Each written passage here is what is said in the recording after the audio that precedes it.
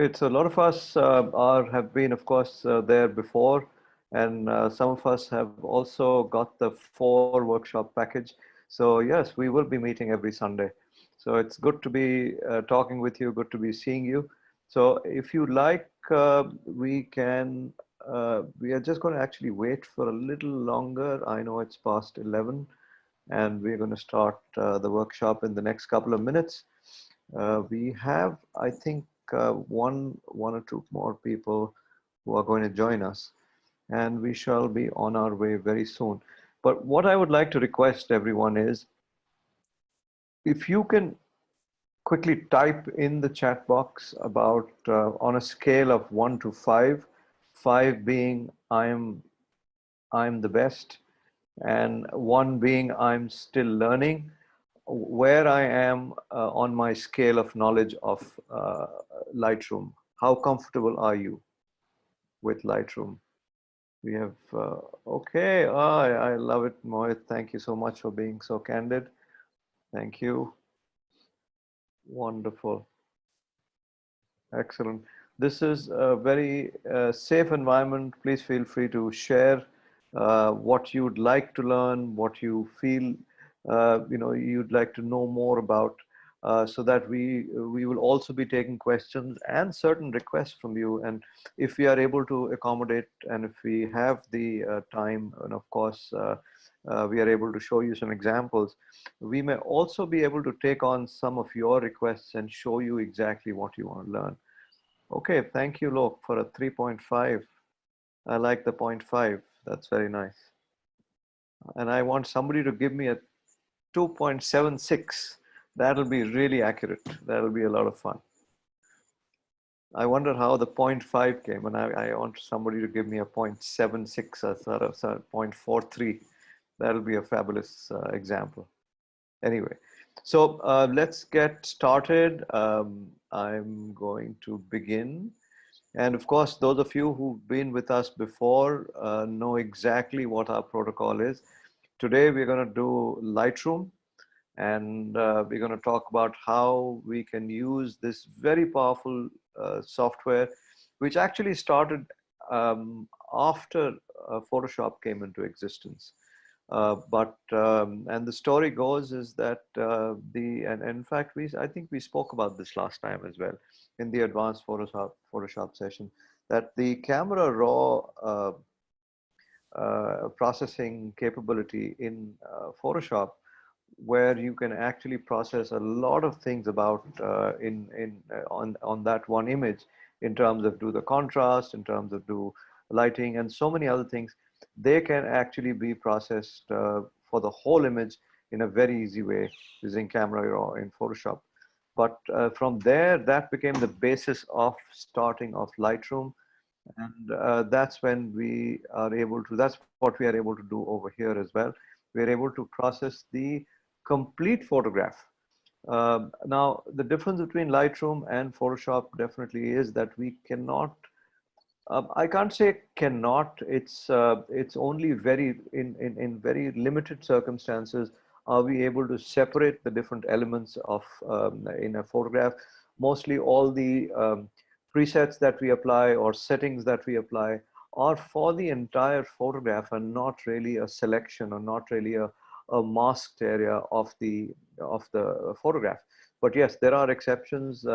Lightroom is also building in certain selective capabilities, and we are able to do certain specialized areas which can be selected either by color or certain other things that we will show you.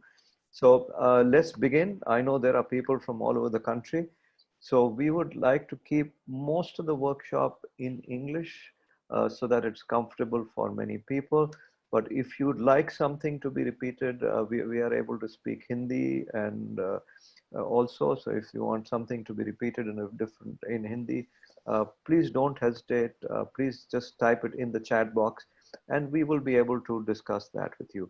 But before that, please, I would request everyone to please keep your phones mute and silent, and please stay mute all the time, because but because this is a small group, and we've met each other, we've seen each other before. A lot of us have been there, at least once or twice before. Feel free to raise your hand in the participant section, and so we may even unmute you and ask you to speak out your query, or you can actually share with us what your experience in this has been. Let us all work towards helping each other learn. Saket and I are very happy to also learn new things from you guys. I mean, there are lots of 4s and 3.5s in this section, in this selection of people. So I'm sure we have a lot to learn from you as well. So let's have fun. Whenever we ask questions, I would really request everyone to please type out the answers in the chat. It keeps our energy high, and it also makes the whole a lot of fun for everyone. So let's begin, and let's have a lot of fun. Please feel free to take notes. There will be certain interesting things that we will talk about. Of course, question answers go into the chat, as you're familiar, and we must try and keep as many questions right on topic so that we move fast. We are able to kind of cover as much area in this program. Now I have a question that came up in the chat. Photoshop has 2 sessions. Shall we do for Lightroom? Now we have only 1 session planned for Lightroom right now. If that's what you're saying, Mohit. But yes, at a later time, if there are queries, and at the end of this section, if you feel there are areas that you definitely want to go into, we'll be more than happy to organize another session for you, which is deeper and even more detailed than this. Of course, we have limited time. We will be covering limited information, but let me not hold everybody back. Let's get started. So today we are going to be talking about many things. First, what I would love to begin with is request everyone to actually type out in the chat box one thing that you really want to learn in Lightroom. Mind you, one thing that you really want to learn in Lightroom. Just go ahead and type that out. Keep it short, keep it simple, maybe just a feature, maybe just a technique. If you are not familiar with Lightroom, don't worry. We are going to get you started with Lightroom. So, but if you have already started, I would love to know what you want to talk about. Okay, thank you, Sanjay. Color correction is what you want to do. Calibration and split tones. Brilliant, Akash. Thank you so much. We will be covering a lot of these things, but I would love the ideas that are coming up. So please feel free to type them. We would love to incorporate them in this workshop. If not this, then we can definitely set up another workshop for you guys. Okay, great. Thank you, Kamran. Thank you, Lok. Manage libraries and cataloging in the latest update. Okay, yes. So both Saket and I are using the latest version of Lightroom. In fact, we made a point to go and update it last night itself. So yes, we are working on absolutely the freshest version of Lightroom. Great. The split tones and trending dark moody effects. Thank you, Kamran. So as Kshitij, are you there today? Kshitij, are you there? So Kshitij and Saket have done a very special thing for all of you. And what they've done is they have put together a pack of amazing presets, which we've either made or collected, or which is part of what we use for our own processing. And we will be sharing those presets with you as a part of our give for this particular workshop. So that is definitely something that you can look forward to. So all the moody effects, all the amazing tones and amazing presets that you can apply in Lightroom, you will definitely get it as a part of our give back to you. Okay, so look forward to that. At the end of the workshop, you will get a zip file with all those in it. Okay. Perfect. So let's get started. Thank you for all the suggestions. We have noted them down. We are going to leave them there in the chat, and we will come back to them as we go along. But let's quickly move towards what all we are going to do, what else we are going to do. We are, of course, going to talk about the complete workflow in Lightroom, how to begin, how to start with getting in the image, and how to then work at the different aspects of the image in terms of contrast, in terms of color, in terms of color correction, in terms of white balance, the whole gamut of things. And of course, certain amazing things to be able to do, cropping, white balance, exposure.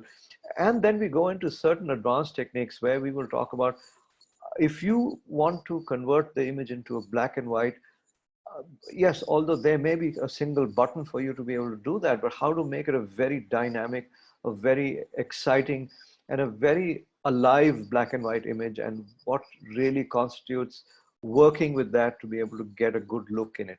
Okay, Sakit, who has been practicing very hard at Lightroom, and he is amazing in terms of his knowledge, is going to be our main person taking us through the workshop. Of course, you know I like talking, so I will be talking a lot more than Sakit will. So we have divided our roles. So he's the brains, and I'm mouth. So I will be doing more talking, and he will be doing more doing. Okay. So we'll talk about, of course, selective color and splash edits, photo merge, black and white. And for those who are interested in portraits, as a lot of us are, I mean, I love portrait shooting, and of course post-production. We will be having a separate section on how to edit portraits in Lightroom.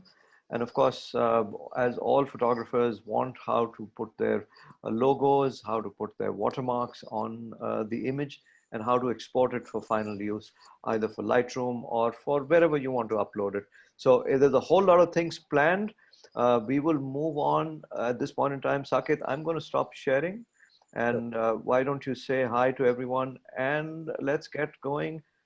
Please share your screen so that we can get you guys started with that. Yeah. Over to you, Sakit. Hello guys. So I'm gonna share my screen on Lightroom. Classic.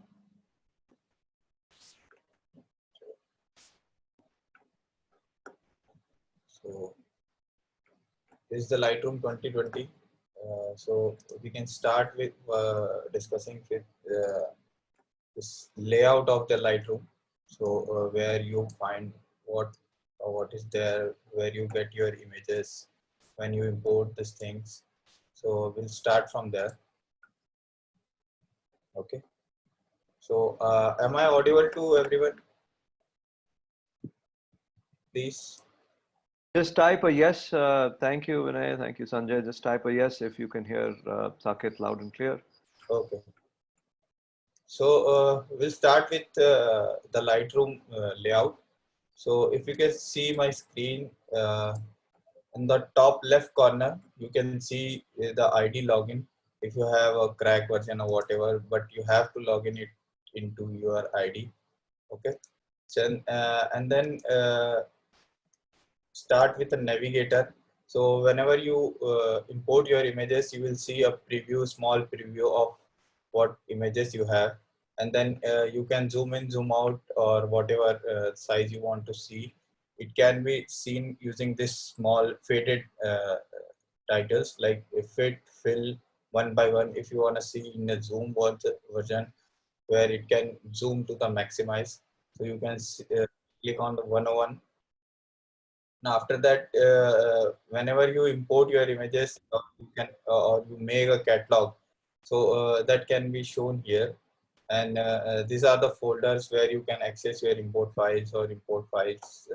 Sakit, are you on a PC or on a Mac right now? I'm on a Mac. Mac, So okay. PC and Mac version, like layouts are same. You don't have to worry about like I'm editing on Mac or PC. It's just the Lightroom. So don't worry about the software. And So I think both, the both are same. shortcuts are also the same, but just Yeah, the command key and the exactly. activation keys are Yeah. different. So Okay. just the command and control works differently, but the overall the shortcuts are same. And we'll be giving you a list of shortcuts where you can see and type and use your shortcuts accordingly. Excellent. Go ahead. Yeah. So we can start by importing a files, or let's see on the right hand side, and then we'll import the images. So when you import your images, so you can see a quick develop where you can just correct your exposure clarity and just take output without even more of going into the edits, or you just apply a preset and then just correct your white balance and just export it.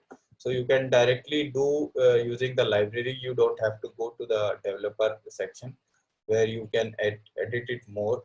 But if you are in a hurry, or you know that I have shot it well, and just to like a little exposure correction or something like that. So just you can go to the quick develop and just correct your exposure tone and just export it. Okay, and you can see you have whenever you import your images, you can see it over here. Just a small arrow. If you won't be able to see it, just click it so that it can stick there. Or if you want to, if you have a small screen, or you want to like hide these things, you can just click on this arrows and it will pop up and it will go off. Okay, so I have a screen so that I can like manage these things on board. So let's import, and then we'll move further. So there are two or three, more than two ways to import files. You can Just go. 1 second, Saket. Just Yeah. if you can hold on. So, guys, if you have any questions, or if you feel we are moving too slow, too fast, or whatever, either just chat in the chat box, or just sorry, type in the chat box, or when you look at the participant list, you can actually go to your own name and raise your hand, or say something to be able to get our attention, and we will be able to respond to your request. So please, it's a good small cozy group, so we can take individual questions as well. Keep going, Saket. Go ahead. Yeah. So you can just drag and drop your images to the import section or the library section, and you will find a prompt hook where you can just click and import your images. Or other option is just go to import on the left section. You can click on the import. It will show you the hard drives and all where you can import. Or if you don't know where your file is, or if you want to scroll and go and like it takes time, then just cancel it. Go to the file menu. So I'm gonna edit these images today, these things. So I'm gonna just drag and drop all these images on the Lightroom. So the same dialog box has opened. So here you can see this is just selecting the raw images, because the same images is in the JPEG also. So it's selecting only the raw images. If you want the JPEGs also, then you can just click in and select, and then take into the developer section. Okay. So if you want to select it all, then you can go to select, and if you want to individually select, just go and select. Okay. So we have import. We are gonna import all these things, and just click OK or import.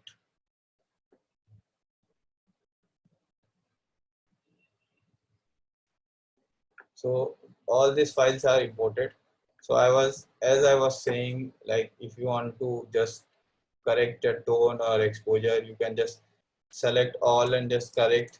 So if you can see, the exposure is going up, and you can just take the export from here only. Okay, but we're gonna edit this more, and we're gonna edit it more further. Okay, so to edit, you have to go to the developer section. You cannot edit it here. It's just little bit of corrections only, just a white balance, tone correction, and vibrance, clarity. But if you want to edit it more, you have to go to the developer section. If it's not getting edited, just see that you are in the developer section or not. Okay, so just go to the developer section and you And can if you are start. in the library, then you can actually just press the shortcut D and go Yeah, into develop. yeah, Or if you want to go back to the library, you can press G. G yeah. stands for grid. So you can actually go back to the grid, which is actually the whole, all the photographs, Yeah. and select one and press D or develop, and then take that photograph into the develop section. Go ahead, Saket. Yeah.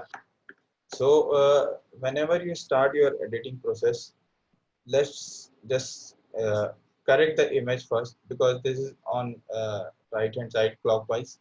So we'll go and select the image and we'll rotate it leftward clockwise or rightward clockwise, but whatever you need. So just see the shortcuts. If you want to rotate it on the left side, so this is command and big bracket. Or if you want to The rotate, square bracket, I think yeah, it's the square bracket, right? square Yeah. bracket or big bracket. Left square bracket, yeah. So just try to remember all the commands so that you don't have to hustle and go and check where it is and how to do it. Okay. So if you don't have like command assigned, just try and go in the uh, keyboard section and just assign a command to it. Okay. So I'm gonna just rotate it on anti-clockwise using the command and square bracket, and it's here. Okay. So you can press it multiple times and you can just turn it around, whatever you like. Okay. So we'll start editing from the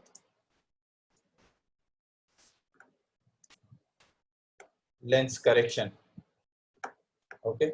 So whenever you import, don't just start using a light or setting a light, a white balance or something. Firstly, you have to correct your orientation, how you want to look your image. If you want to look it straight or whatever, like if you have shot a low angle, you want to keep it like that, then you can avoid this part. But start with a lens correction. If you have a chromatic aberrations, if you want to remove it, or you have shot any picture profile or profile correction, like it's showing it was shot using a Nikon and autofocus lens 1855. Okay, so if you want to correct it with the right profile, you have to enable the profile correction, and it will correct it according to the lens and according to the camera body. Okay, so you can see the two sliders here.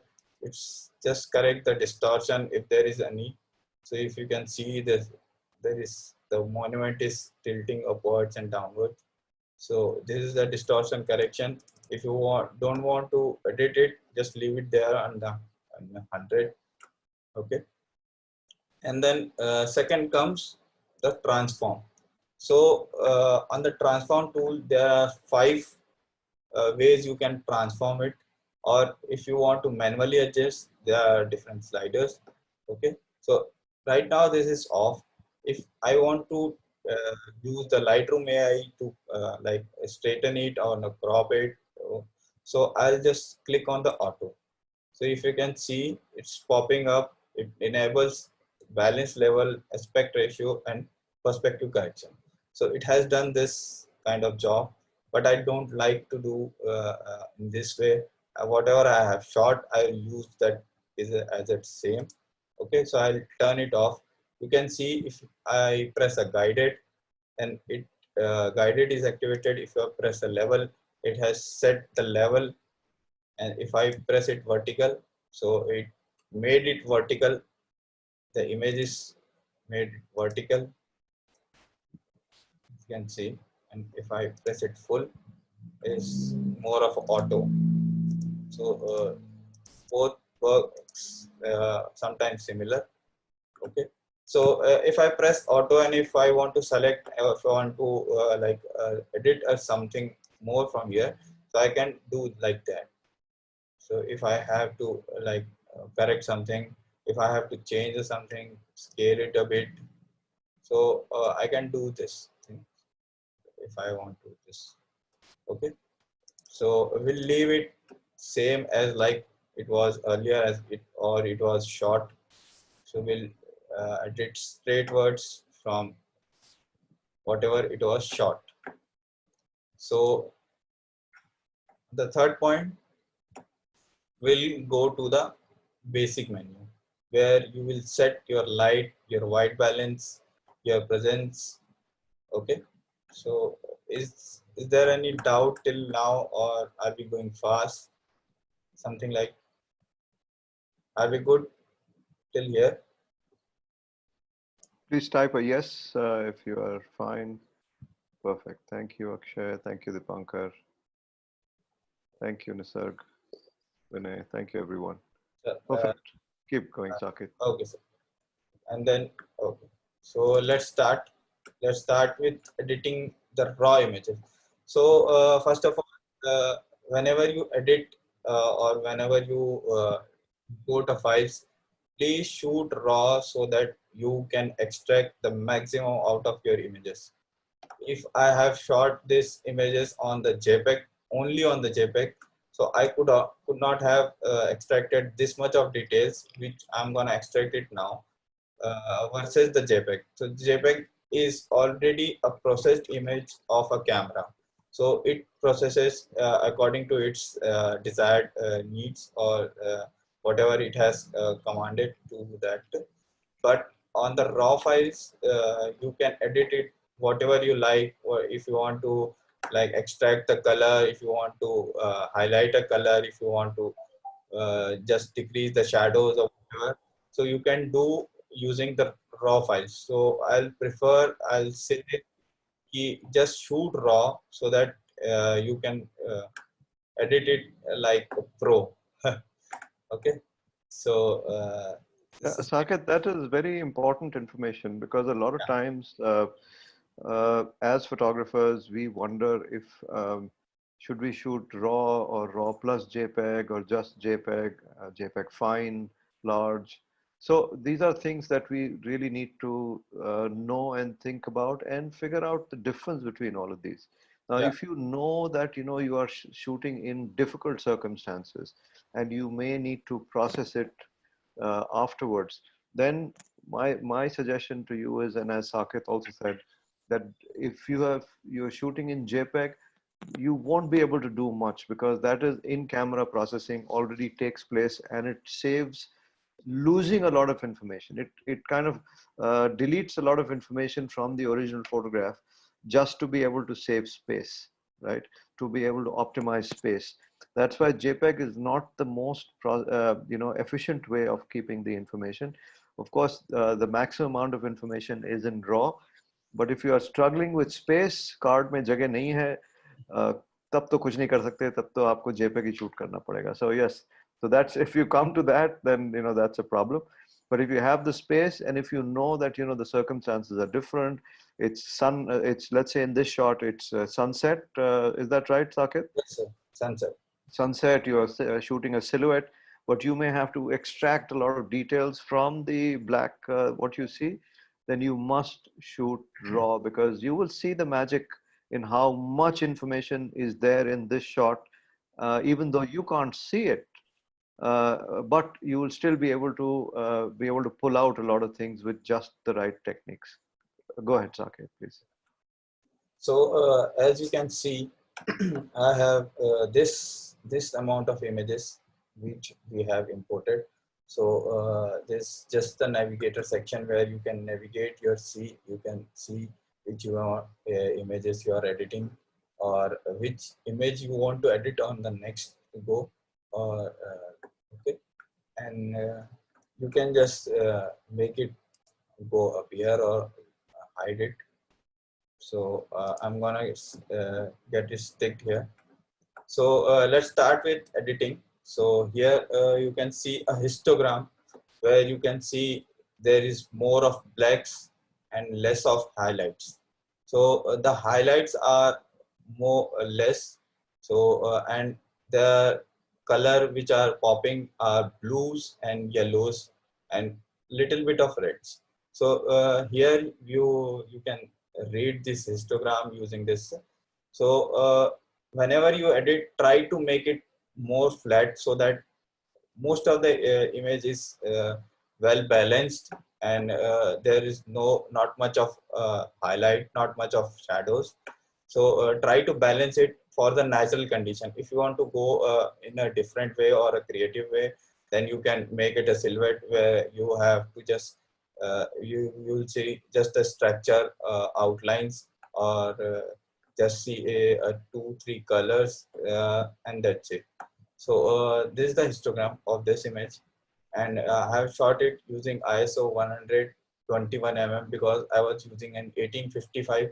So I have shot it on 21 mm f10 and shutter 1/4 400. Okay. So when you start, just see these small icons. We'll come back to the other icons later, but I'll discuss the first icon where you have to you can use it for the crop.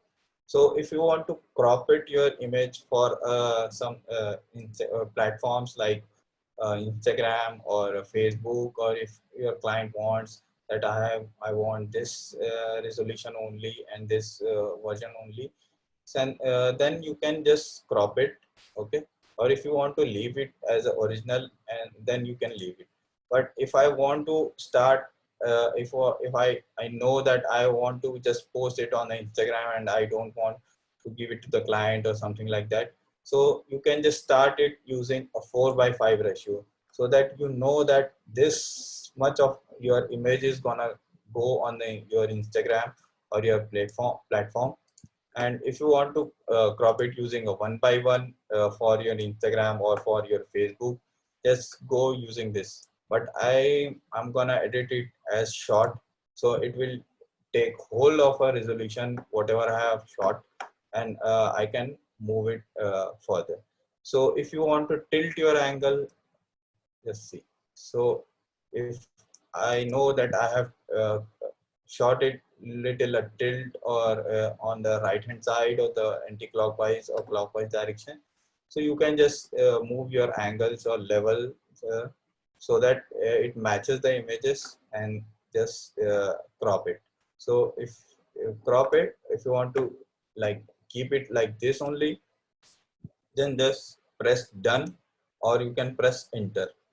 But if you want to go back and correct it later, then just click on the same thing and just give it 100 or something, whatever the number you want, and just keep it like that.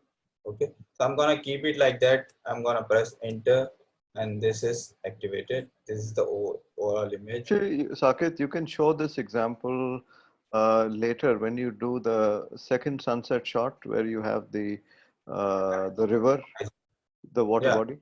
So yeah, that's a good example to show the alignment and the yeah, rotating and yeah, things like yeah. that. So we can So come I back. was I was just giving the overview where Yeah, yeah, okay. you can use this crop tool to crop or make it a horizon or correction of horizon. Okay. So we'll start with setting up of lights. Don't just push the exposure first, or don't just push the contrast first. Don't just push the white balance or something like that.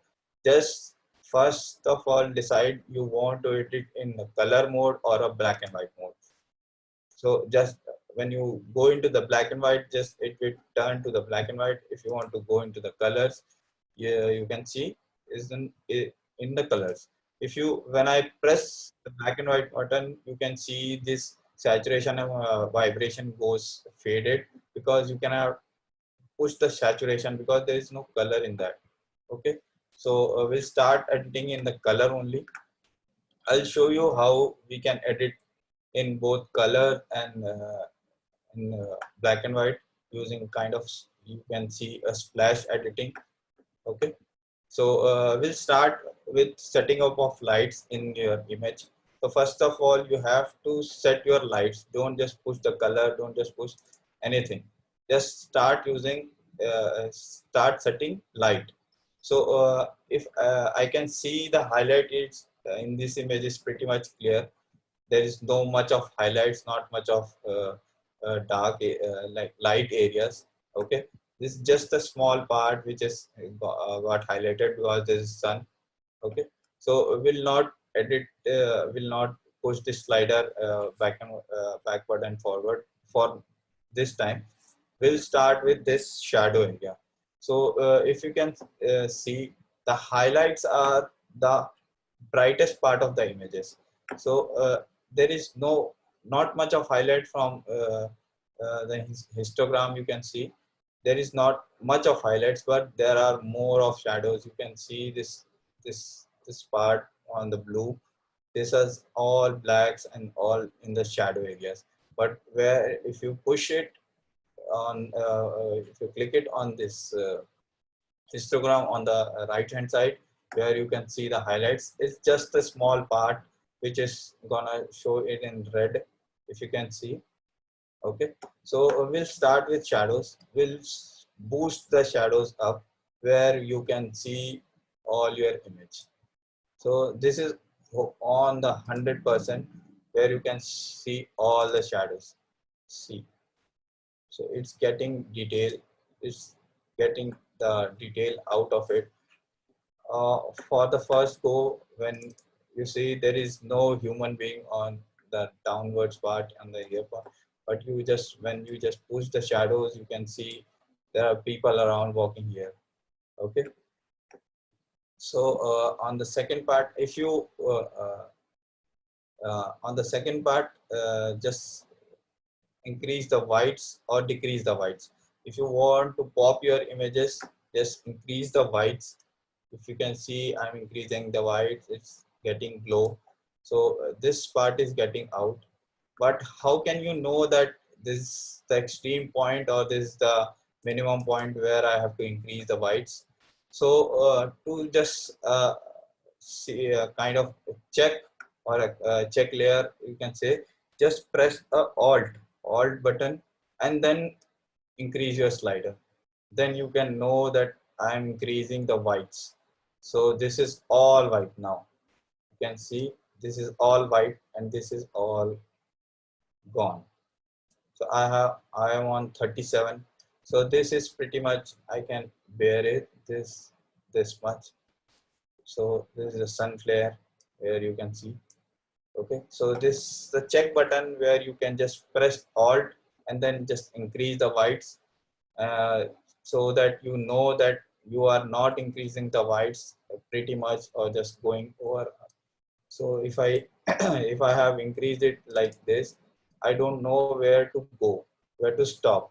Okay, I just keep on boosting, keep on increasing where I lag. But just to keep a check, I'll use the alt option and just increase it. Okay, so I'll just go back thoda sa.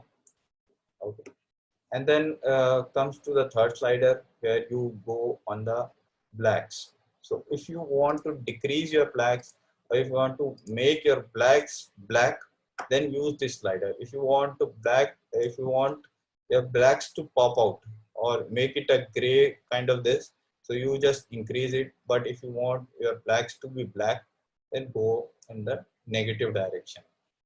Okay, so same check works for black also. When you click on the alt and then just go back, you can see this is going all black. This is going all black. If you can see, this is all black and this is all white. So white doesn't count here. So it will make, it will show you that this much part which is highlighted now is going to be white. So this is all now on the shadows which are now white also. Okay, so I'll just make it a little more black, which are blacks, so that you can see. So Saket, now, I want to say something also. yeah, If you see the color of the each slider, where it says whites or blacks, the slider is dark on that side. And as you move to the right, the color of the slider itself changes. The line changes. Saket, can you take your mouse to the yeah, sliders? yeah, So this, it's dark on the left, and as you go to the right, it's becoming lighter, right? So that's a a good indication to show that, okay, when you're moving your blacks to the left, it is making it blacker. And if you're making it to the right, it's making it, of course, taking it to the light side. Similarly, in terms of white, similar shadows, all these things, there's a light, dark luminescence and there's a lighter luminescence. So it's adding one or the other. Go ahead, Saket. Yeah. So so this is pretty much what I can do in the light section. If you want to just increase your exposure, now expose your images, whatever you like, or you like to show to your clients or show to your audience. So this is pretty much clear. So this is the before and this was the after. But just setting off of 4 sliders only. There I have used shadows, whites, blacks, and just the exposure. I haven't clicked any of the sliders till now. So just see the before and after of this image. So I'm using a backslash image for this before and after kind of thing. So you can just press backslash on your Windows or your Mac to just see its before and after on this same image. If you want to compare it, just press a Y. You can see before here and after here. So there are 2-3 types of comparison. So you can check it from here. Before and after, left and right, before and after, left and right split. So you can split, see. You can see. And the center divider in the left and right split can actually move. Yeah.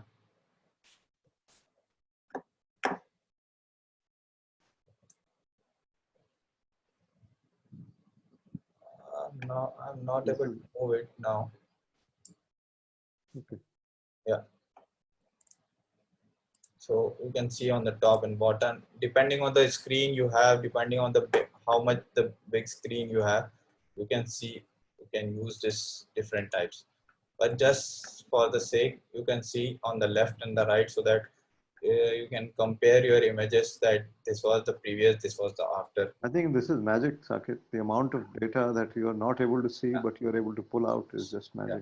So this was the power of RAW, where I have shot RAW so that I can pull out if I want to like pull the details. But if you want to, if I want to keep a black and white or a silhouette kind of thing, I could have used this same image and I have processed the lights, a little bit of colors, and just moved on.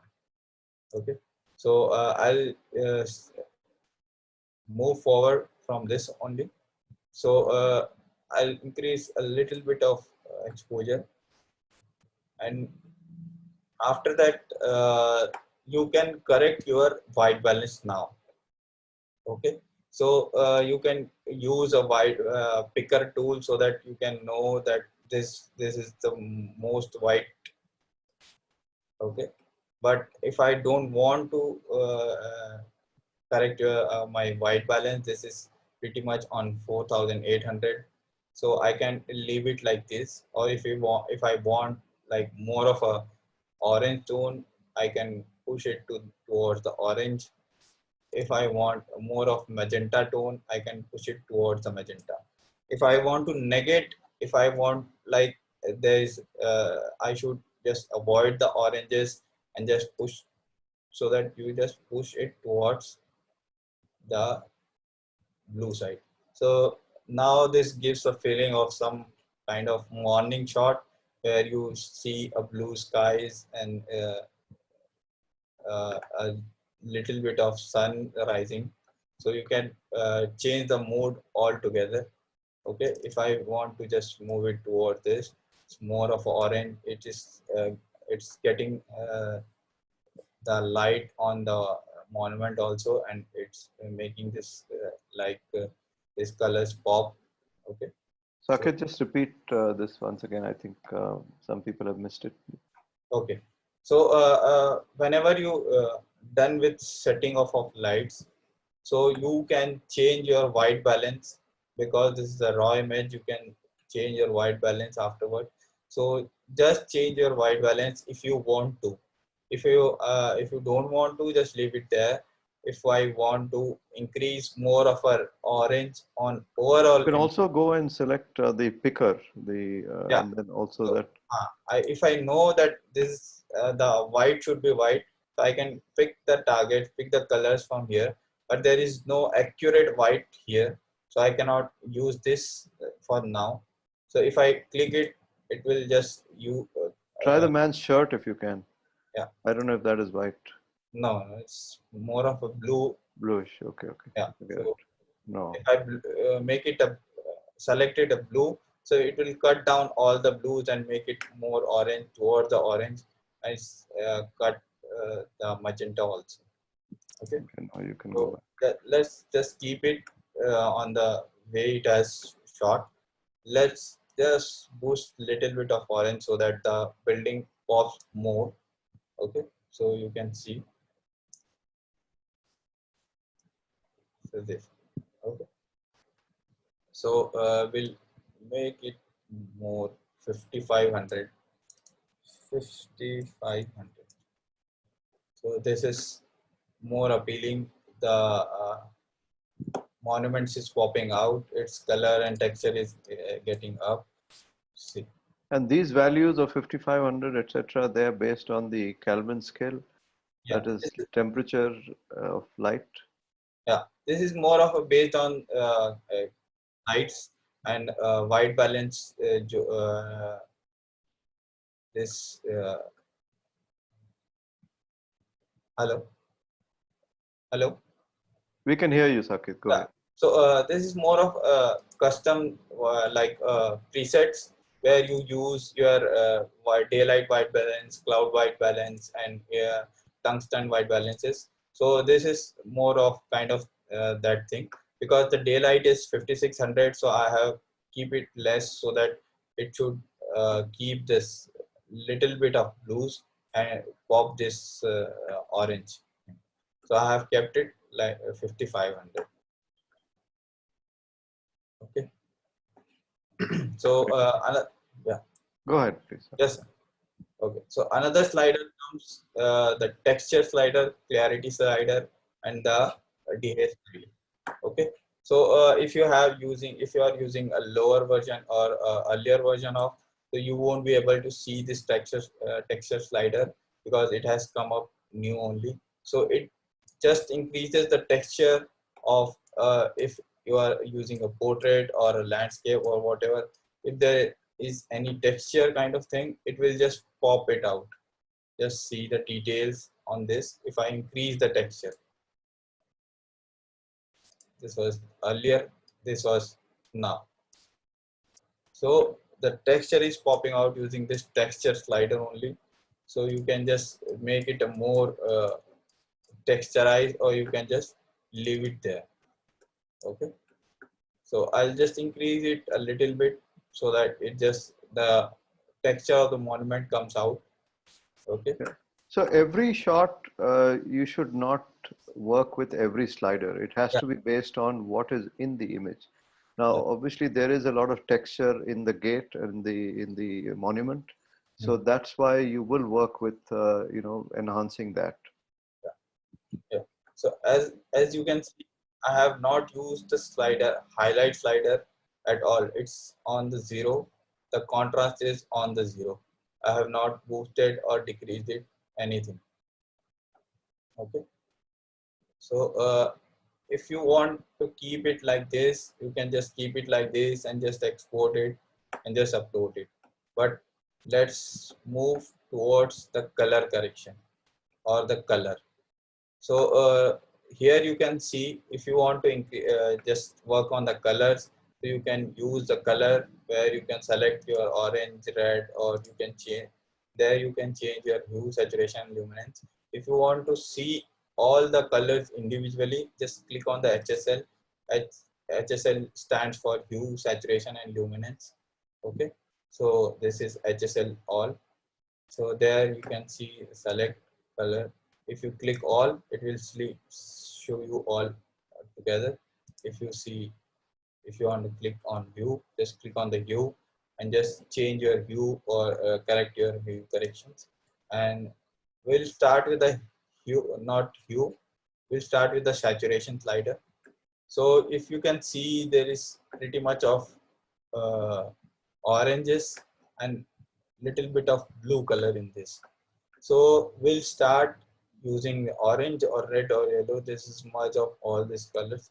So we'll boost it less little of red. So here you can see this is red colors, it's popping out.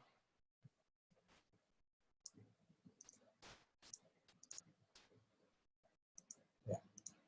And then we'll boost the oranges so that it makes it more dramatic on this monument side, because this is all the combination of yellows, reds and oranges only. So if you can see colors, it's just popping out a little. Let's see. If you want to go more further, you can go it. Yeah, let's see. So the colors are popping, and then there is, I know that there is a blue in this. I'll go straight to the blue and I'll increase it the blue. So if you can see, I have gone to the maximum. So this is the blue color. So just increase it wherever you like to show to the your audience, or if you feel that this is what I need, so just increase it there.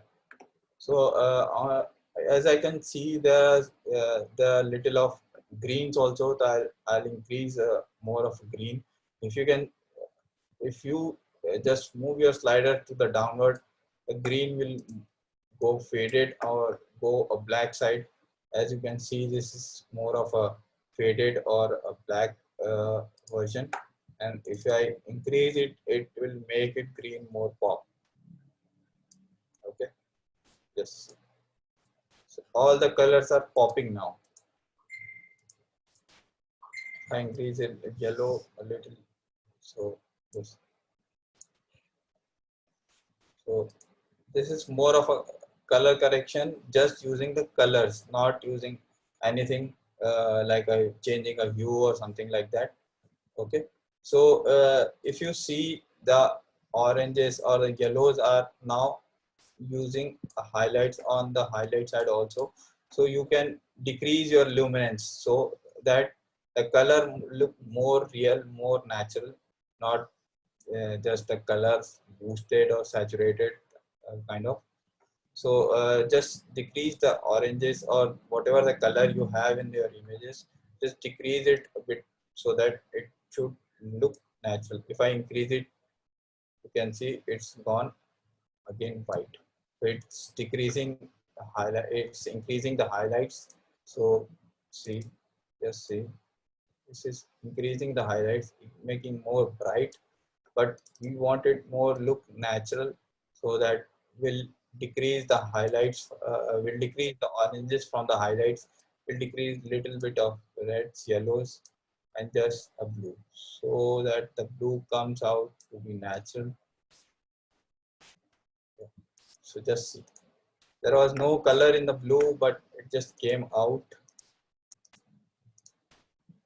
You can see blue here on the man also, it's popping out. Okay, so the overall images is popped out using just the color saturation or the color correction. Okay, but There's a question, Sakit, which I want to take. The question is that what does luminescence mean? So basically, that's the brightness or of a certain, not the intensity, but the brightness of a certain color. So yeah, so that's, if that is, and yeah, I think it's been answered correctly by Akshay as well. Yeah, it's the highlight of particular color. That's correct. Yeah. so this is on And the the question is, Vinay, how about using white cards for white balance? Yeah, because see, a lot of times it depends on what your shot is. If you have used gray cards, if you have used any kind of presets to do your white balance setting, then yes, you can actually use that. But if you have not, if you're shooting, right in the open, so you have to, through your eyes and then balance it based on that. You may not be able to use any other thing at a later time. But yes, if there is a white object, or if you have a white card or a gray card, you'll be able to do this. Go ahead, Saket. Yeah. So after that, if you want to just change your hues or look it more creative, more dramatic, just you can change your hues also. So if I want my sky to look more of a turquoise, so I can change the hue slider of the blue to the turquoise, so that it more pops or more stands out of the image. If I want to change the orange, want to make it magenta, or make it a red, or make it different, whatever you like, you can make a hue correction. But just keep in mind with the complementary colors, which I have said it earlier also, that the RGB, that red, green and blue, is the complementary of CMYK. C stands for cyan, M stands for magenta, and CMY is yellow, and K is black. So K doesn't complement with another thing, but RGB complements to CMYK.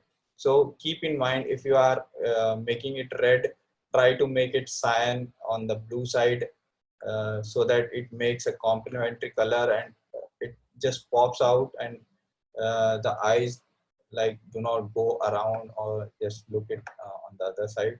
So if you want make it a more red, uh, just make it a more red, and just go to the blue and make it turquoise, so that this is more of a complementary colors, so it catches the eyes right, just right there, so that your images stands out on the different images. Okay, so I just want to increase more, just a little of exposure, so that it should look more pop. Okay, so I have increased the one stop of exposure.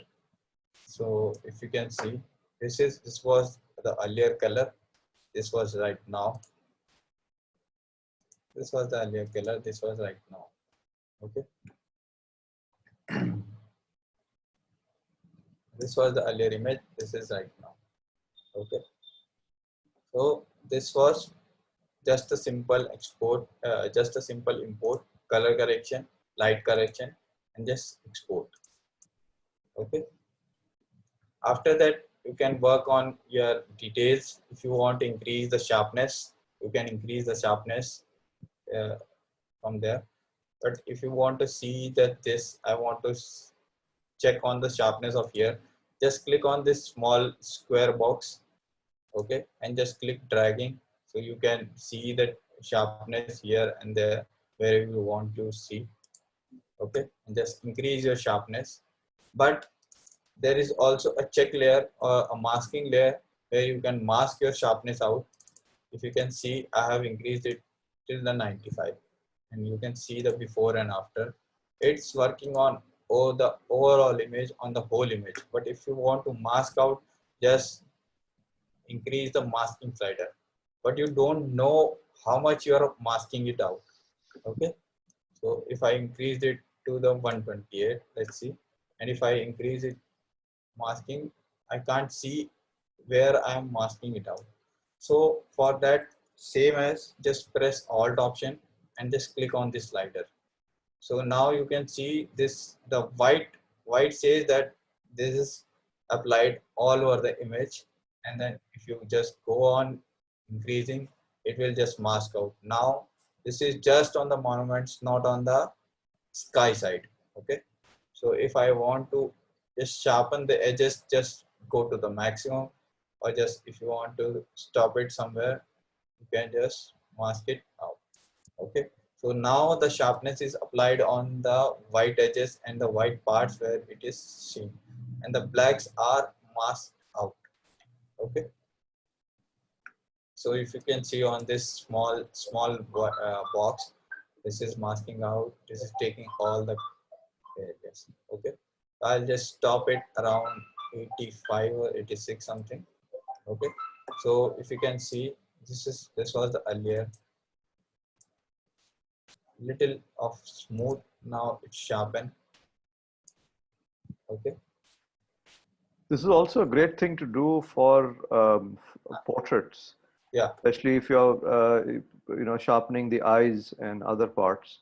Yes, sir. So we can also take this example up when we are doing the portrait processing. Yeah, sure. Go ahead. This was earlier. This was now.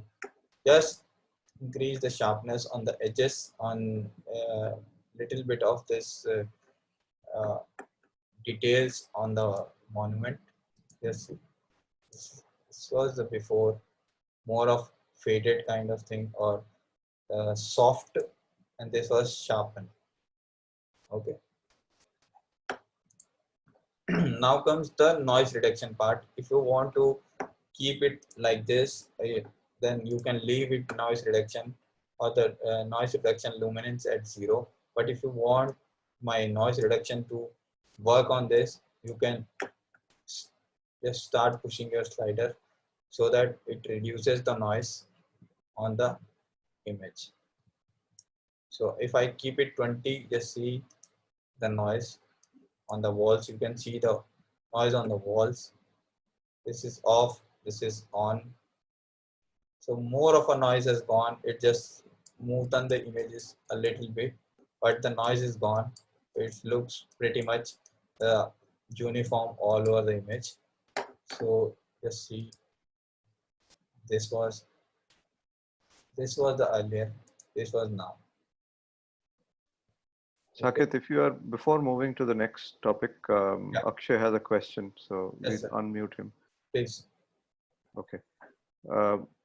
Akshay, you can go ahead and unmute yourself.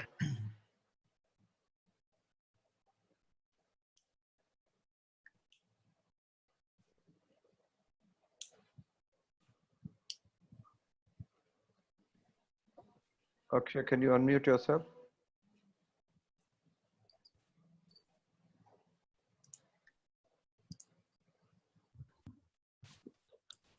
Hello?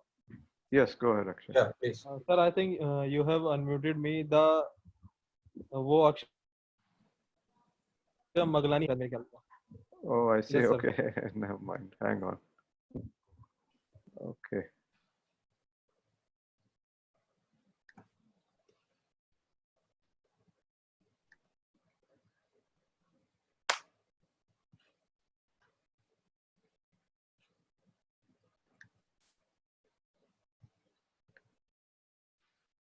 Akshay, are you still there? I think he disappeared. Maybe some issue. He's back again. Just unmute Akshay Manglani. Hello Okay, go ahead, Akshay. आवाज आ रही मेरी? हाँ जी.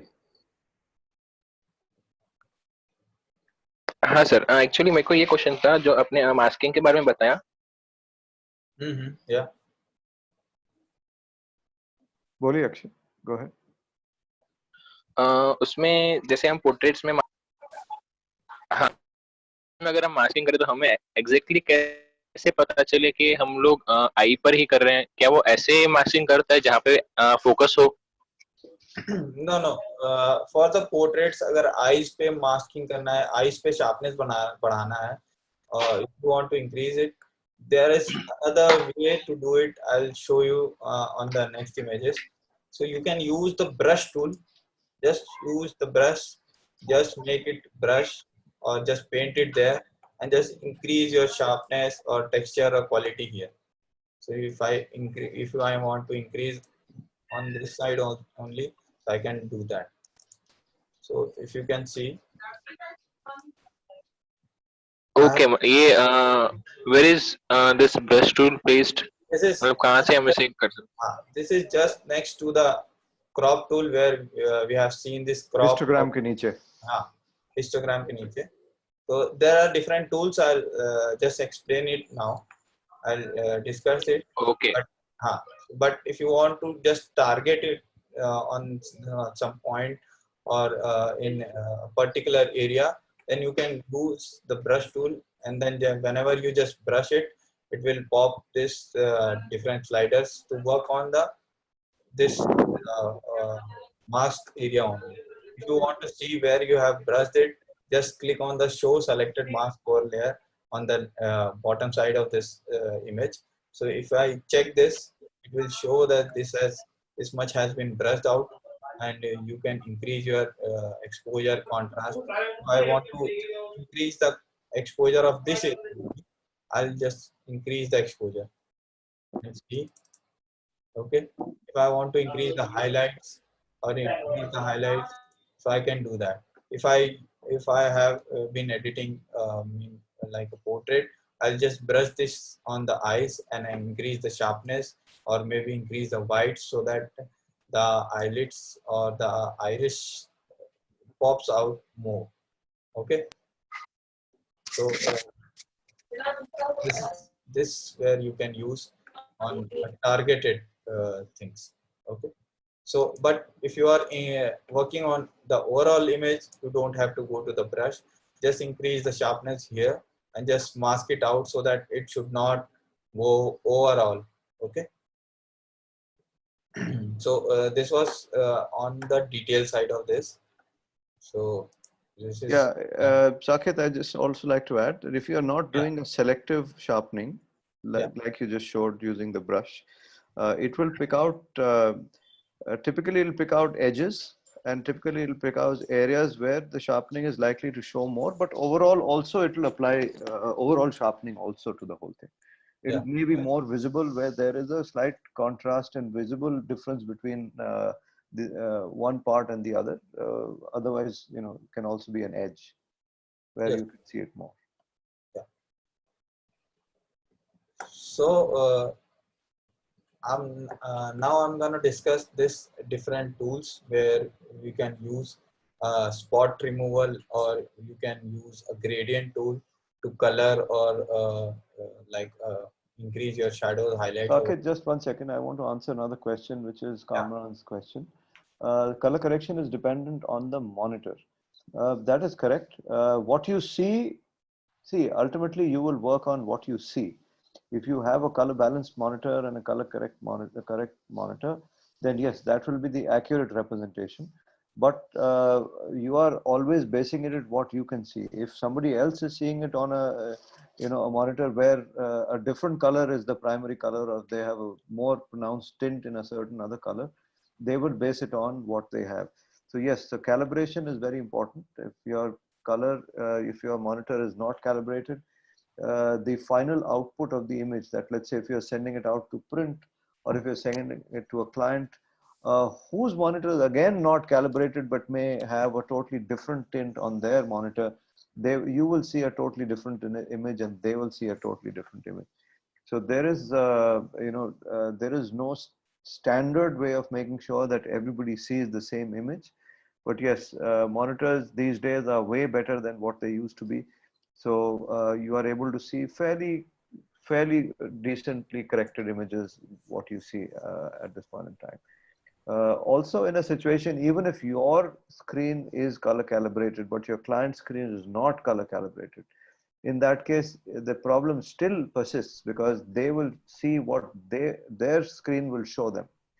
So, but yes, it's best that professionals look at calibration so that at least the file they send out to other professionals, or let's say like a printer, or for instance, they send it to maybe for other deeper post-production, or creating ad content or anything of that sort. At least they will be able to use it in the right color combination, etc. Okay, I hope that answers your question, Kamran. Go ahead, Saket. Yeah.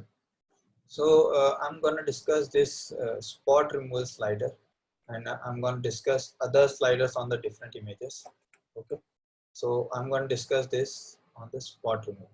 So if you want to remove this man from here, you can just use a spot fitting slider, or if there is a spots or small details you don't want to show, then you can remove using a spot slider. Okay. If you are shooting and there is a dust in your camera and the black spot or something like that, you can easily correct it using a spot healing slider. It doesn't work accurately as like a Photoshop, where you can just mask it out or like patch something from anywhere, but it just corrects in a pretty much decent way. So I'll use it, I'll just make it bigger. So when you click, just when you start, just click on this spot removal slider. It will show that the spot slider is activated. You can increase your size. So this is increasing. Okay, if you want your feather to go out, if you want just this, that this is the spot I want to remove this, just decrease your feather. If you want, just increase your feather. Okay, and you can increase your opacity and decrease your opacity depending on this image. Okay, so I'll just decrease the slider, make it uh, uh, same as the human here. So I'll just click. So it will take accordingly from where to patch this image. If I don't want this area, if I want this area to be patched from here, I can just see, I can just scroll from here. So it will show that is it matching, is it not matching, what is that. Okay, so this is feathering it out. So I will just patch it from here so that it looks more natural. So this is matching from the background as well. Okay, so I'll just undo and I'll just click it again, make it more hard brush or less feather, let's say a 60, and I'll just dab on this man. Okay, so you can see it took from here. So it has analyzed this image and took the this part from here. So it will just patching it from different parts of the images. Okay, so if I click done, then it's done and it has patched. But if I want to make more, then I'll just click once, and if I want to keep it from here, okay, and then I'll click it again so that this part also goes away. I'll just take it from here. Okay. So this is pretty much done with the tone. So if you can see, Saket, we are at 12:15. We have a long way to go. yeah. So let's So, just kind of so move a I'll little just show faster, you please. before and after of this. So this was before and this was after we patched it. Okay, so this is pretty much, and I'll discuss this different slider. This is radial filter. I'll discuss it on the another image, and this is a gradient filter. So I'll discuss this also on the another. So Yeah, gradient filter looks very good on a landscape as well. So yeah, we can talk about it in landscape. yeah. So after this, if you want more of a corrections, more of a editing, so you can go jump back here and there and just keep moving your sliders here and there. And if you are satisfied with your editing, just you can export it using a file and go to export. So the shortcut is Command Shift and E. So you can use your shortcuts also, or you can just export. Okay, so I'm gonna use shortcut Command Shift and E. So this is okay. So after this, you can see the different settings on this. So we'll keep it simple, where you have to export, just keep a specific folder if you want a specific, or on the same folder where the original is. Okay, if you want to put it on the subfolder, let's see Yeah, light. guys, this is important.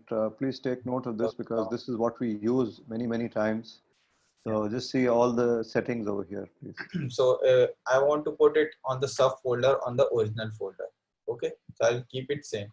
But if I want to rename it, just you can use different custom names, where you can use a custom name. After that, original file number, you can use a custom name. There is a custom name, and then you can use sequence. Or if you want to keep same as the file name, you can keep is same as per file name, and there is profile name plus sequence. So we generally use this so that the profile file name keeps it intact, and there is a sequence added so that it should not replace, it would not replace the original image which you are editing.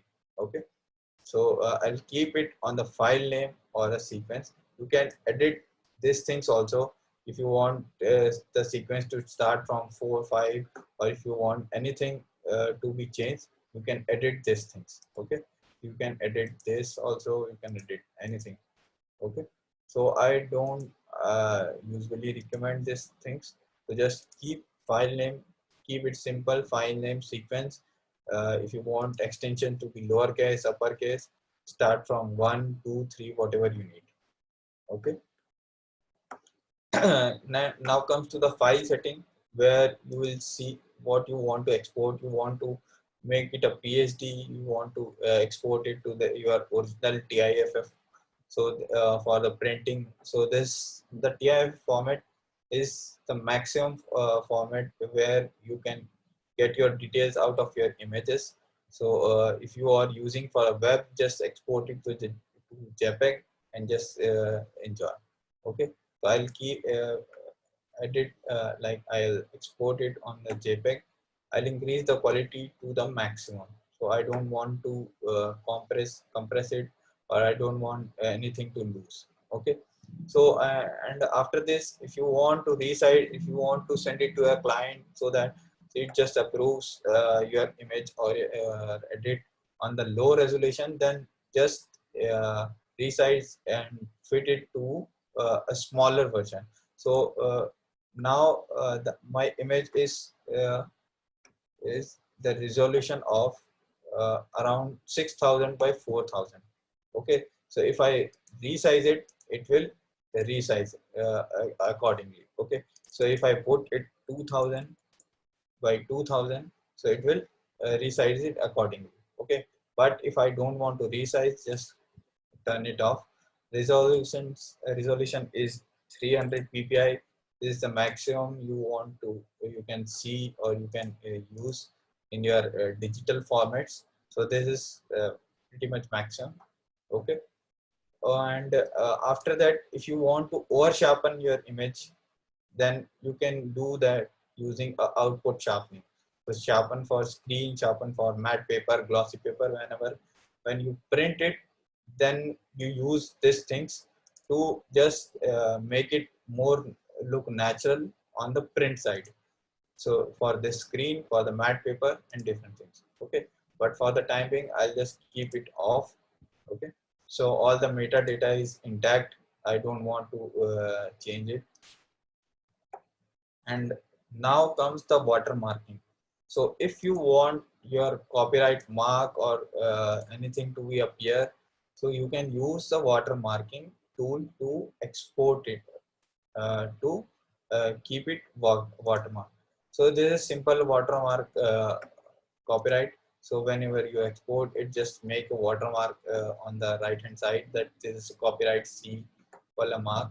Okay, so if you want your logo or anything to be appear, just go to edit watermarks, and this dialog box appear. If I want to write copyright Shita, then I'll keep it like this. Okay, so you can change different fonts.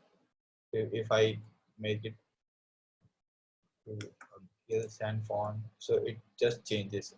Okay, so you can increase or you can decrease this. Okay, so you can do this by using here also. So this is the opacity slider. Okay,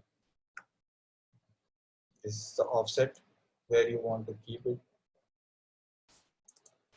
the shadows. Okay, so and this is the anchor points where you want to keep your logo or your copyright mark. Okay, if I want to keep it on the center, and if I may want to increase it, the proportion size, make it more bigger, make it more less. Okay, so I can do that using an anchor point. If I want to keep it on the left hand side, shade proportion, okay. If I want to keep it here, if I want to rotate it like so that I can rotate, okay. If I am satisfied with this and I am keeping it like this, okay. So this on the text side. If you want to choose a logo or something like that, just click on the please choose a PNG or a JPEG image. So you can use your logo, just select on the PNG and then just click on. So other things work as the same. So you can increase your size of your logo from here. You can keep your anchor points here and there where you want to keep it. And if you want the opacity to go little lower, you can do that as well. Okay. So I'll just click save. It will make it a preset so that you can use it for further use. So I'll write C underscore cities. Okay. So this is the image. So this is the logo or the copyright mark watermarking. I have made it. You can make it different. If you want to edit this, you can go on this, and if this is current. If I want to keep it on the left side, I'll just keep on the left side and just save this as a current new preset. If you want to update your earlier, so just update your preset. But if I want to keep it a new, so I'll just keep it C underscore KS underscore left. This is on the left side so that I can know that this was on the left side. I'll just click done. So this was on the left, this was on the right side. I can rename it later also. Okay, just using this edit watermark. So I'll keep on the left and just export it. So this is showing that I'm exporting one file. You can export multiple files as well, but I'm exporting it now only a one file. So this is just exporting and this is exported. It's done. Okay. So you can go on your folder and you can see this was Lightroom workshop. This was the edit file with all your watermarks and logo and details. With this is the resolution. This 300 ppi which we have inserted. Okay, so with all your metadata intact. So this is showing the content creator of Photoshop, Lightroom, Macintosh. Okay, so this pretty much the workflow of the Lightroom, where you can just increase your light, saturation, highlights, and just pop your images out.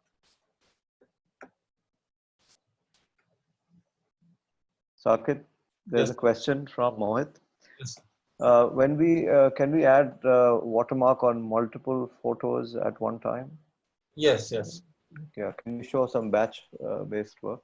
So if you export it 2 or 3 images in the same go, if I go to library, if I want to just export these 3 images, I'll select these 3 images.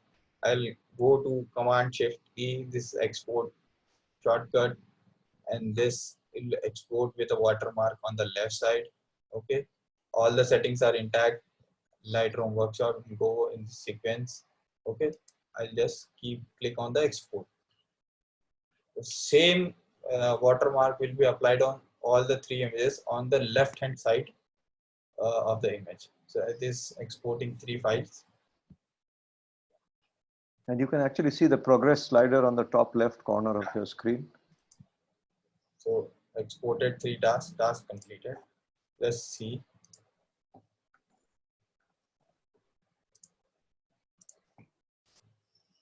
So this is the first, this is the second. So this same image has on the watermark on the left side, and the same goes with this also.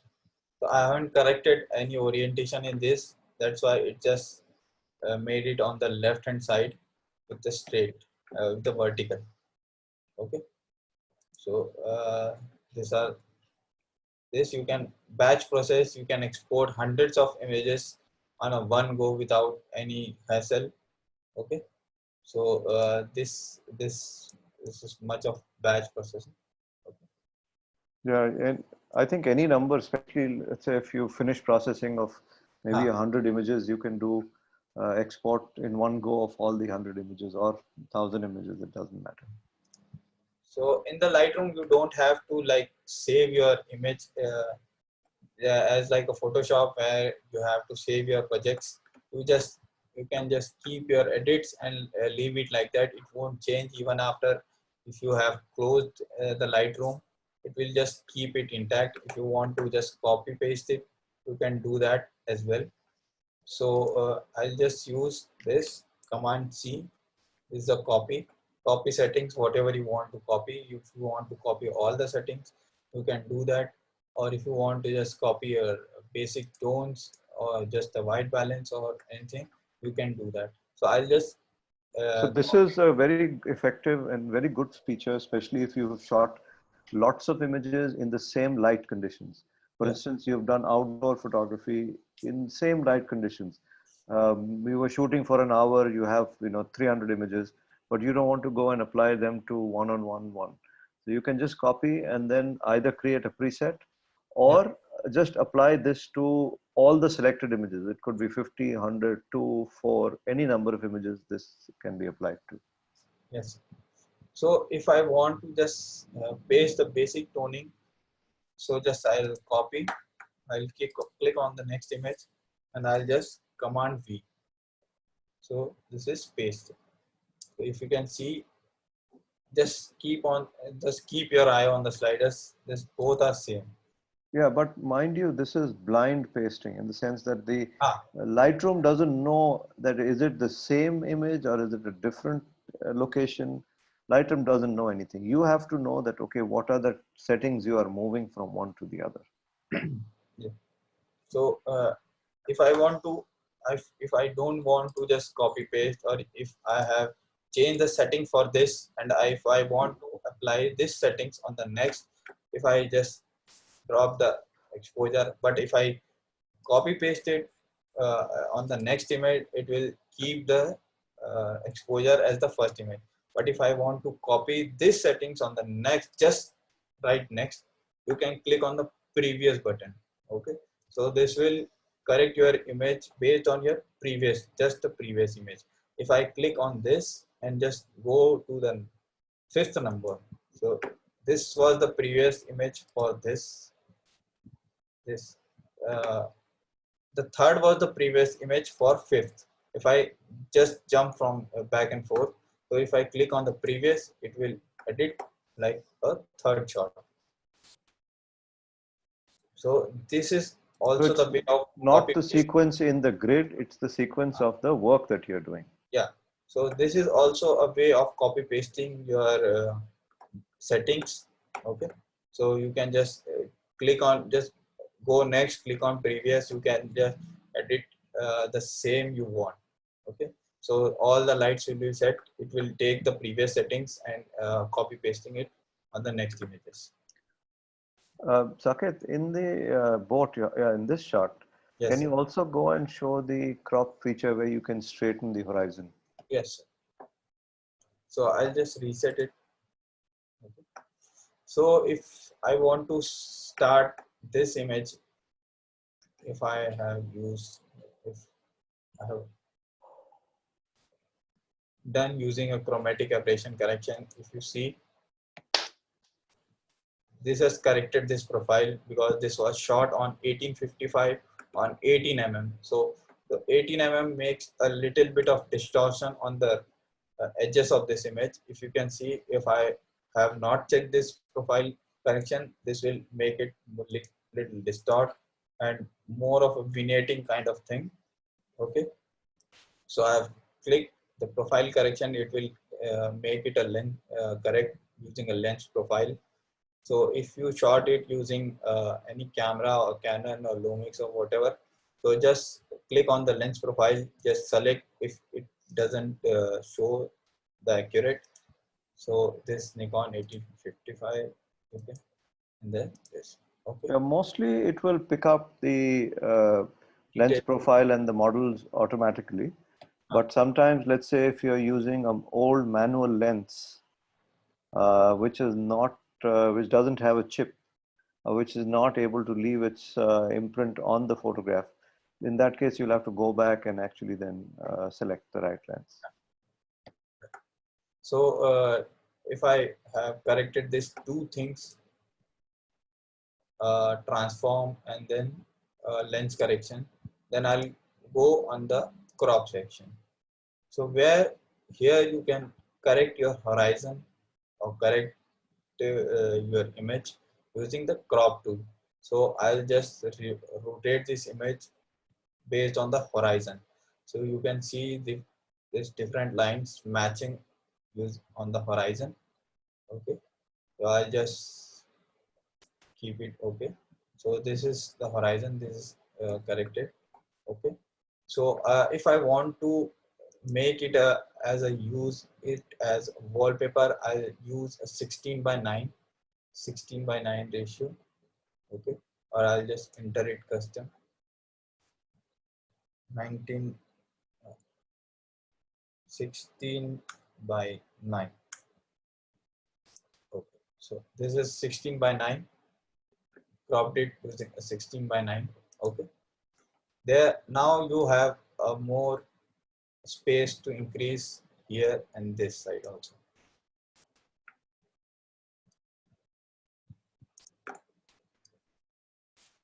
So now the horizon is also corrected and the image is the maximum usage of the image is taken out. So you can use it as a wallpaper or upload it on your Facebook or anywhere on the social media. So now this was the earlier, now this was the this version. So we'll go correcting the slides and different things also. So I'll just increase the shadows so that the boat little bit pops out. Let's go on the other way. Let's not increase this shadows. Let's decrease the shadows so that it just makes this little dirt part hidden. Okay, so let's just decrease the shadows, go off. Let's decrease the highlights as well. Don't go on the right hand side. Let's make it more, let's edit in Darker. Now you can see different. even in the slider, he's moving towards the dark side in the slider. So let's increase the whites because this is going more of a dark. Let's increase the whites so that other things pops out, but not this dirt out. Okay, and then let's increase the blacks. Let's not increase the blacks. Let's go back. Okay, now comes to the white balance part because I have set this 4 sliders. Okay, I don't want to expose this image because this will kill the mood. Okay, this is if I want to expose this, making it more white, but I don't want that. I will just make it more orange. Okay. So let's just stick here. Let's add some amount of magenta also. Yeah. So the sky looks just like the sun is rising and the oranges are coming out and the birds are here and this dark. So you can kind of say this is a silhouette shot where the lights are also here. Okay, and the horizon is corrected using the crop tool. Okay, so now I'll show you the use of the gradient slider. Okay, so if I want to increase the shadows from the here this part of image only, so I can use the brush tool. I can just brush it and I'll increase the shadow part, but I want the gradient, I want the flow to go in a gradient format. Okay, so I'll The just meaning of, I hope everybody is understanding the meaning of gradient, that it is actually a gradual movement and change. It's not, there is no line separating the light and the dark, but it is actually a very gradual change that is there. That's what gradient means.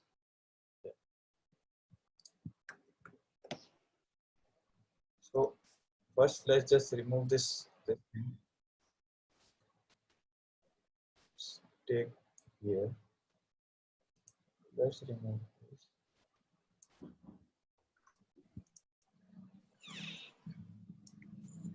So this small corrections you can do.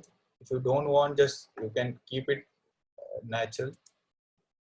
Yeah. So you can see this was before, this was after. A small amount of corrections, which is not that much. You can remove this pole as well, but we will not remove. You can remove this bird using the spot removal easy. Okay, so just click on the done and we'll go to gradient side. So here you can see same as the brush tool. This both are similar. Just this will work using a gradient. This will work when you brush it. So when you click on the gradient slider, it will pop a brush, pop a plus sign where you can start your gradient to go. If I click, it will show me 3 lines. So this is the part, this is the upper part where the gradient is applied maximum. You can see I have increased the exposure so that you can see it properly. Or let's see using this mask layer. So this is the area, the upper part where the gradient is applied maximum, and it just fades away till the last point on the last line. Okay, so you can move your gradient upwards or downwards. You can see it's covering all the image and just decreasing all the image. You can rotate it afterwards as well. If I want it on an angular side, I can do that as well. If I want to keep it like this, I'll do that also. Okay. Maybe this is a good way to also show light leak if you put it slightly at an angle. Yes, yes, sir. So we'll make, let's make a blue light leak blue. So because this part is more of orange, and we have increased the white balance as well to more of an orange side. So the blue has gone. You can see there was a blue on this side, but not on this side. But when we have edited, the blue has gone. So let's just push it little towards blue and use this gradient. Just turn it around, make it a fade. Okay, and just make it around the blue sider blue. So this is changing the white balance of this part. Okay, so you can see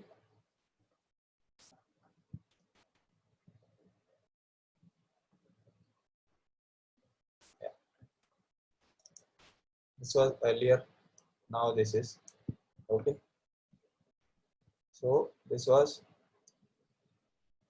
now this is blue and orange as well. So we have achieved both the colors in this using this gradient slider. If I want to increase the shadow of this part, so I can increase the shadow. You can see this shadow is increasing on this area only. I can increase the highlight, I can increase this exposure, whatever I need. Okay, so I'll just keep it like this. I'll just make it more blue and little bit of more of a saturation.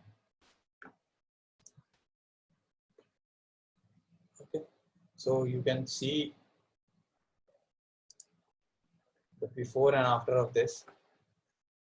Just this was earlier, this was now. Just added a more of a blue on this side, so that it justifies that this side the sunlight has not reached yet, and still this is blue and this is orange. Okay, so this is on. Let's go. Let's move further. Okay, so let's increase a little of texture so that it just pops out more of a clarity, so that it looks more real and natural.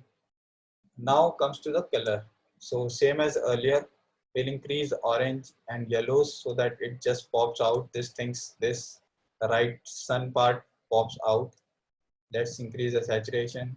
If you want to decrease it, you can go on decreasing the slider as well. It depends on your choice of color correction.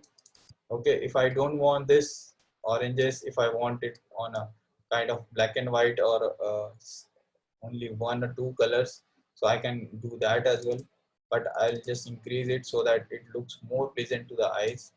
Okay, let's increase more of yellow.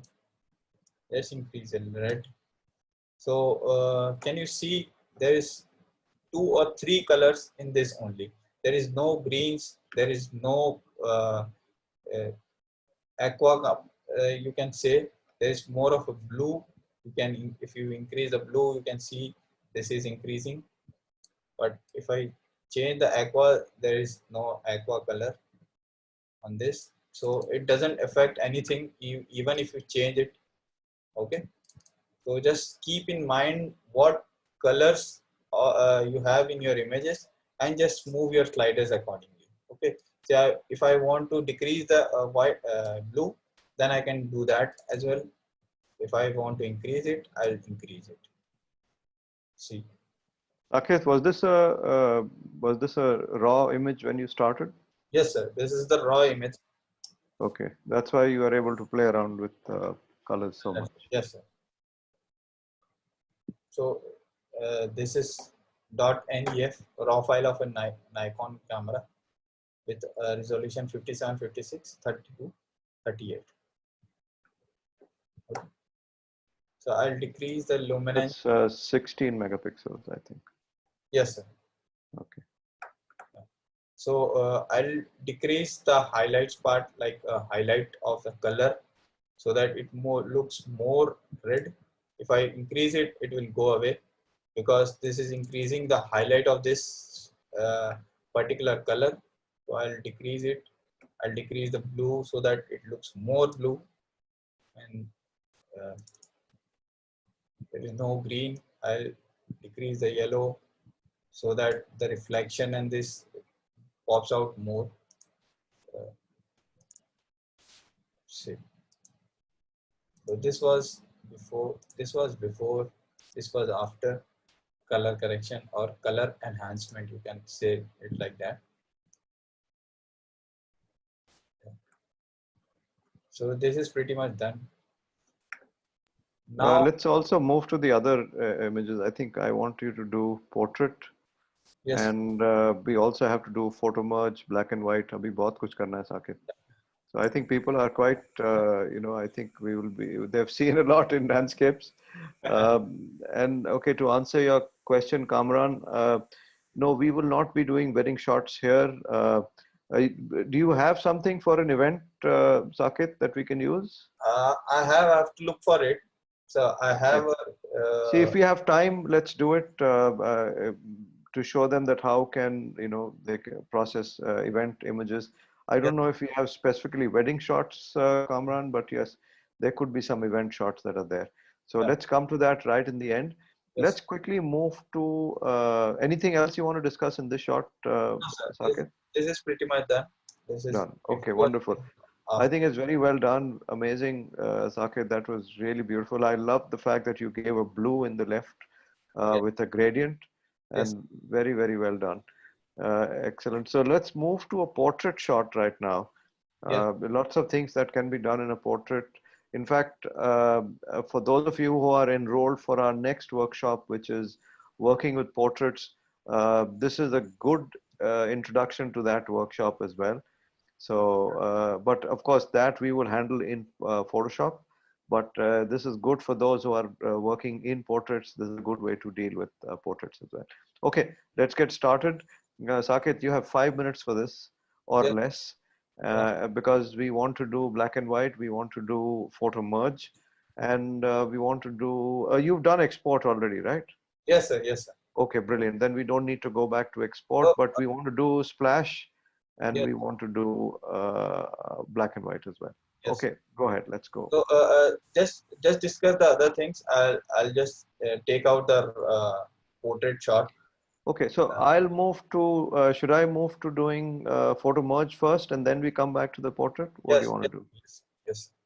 Okay, so let's move away from what Saket has been doing. I want to now share my screen and show you photo merge, which is a very interesting aspect of Lightroom. Just a second, I'm going to share my screen at this point in time.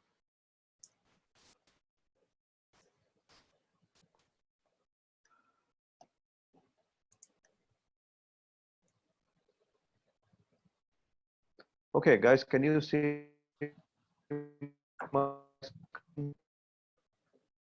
Your voice is breaking. Just type a quick yes or But just a minute. audio Sir, is you're all pixelated. yeah. Sorry? You're all pixelated. We can't see the screen very clearly. Okay, just hang on for a second. Let me change my Wi-Fi. I'll take 10 seconds, okay?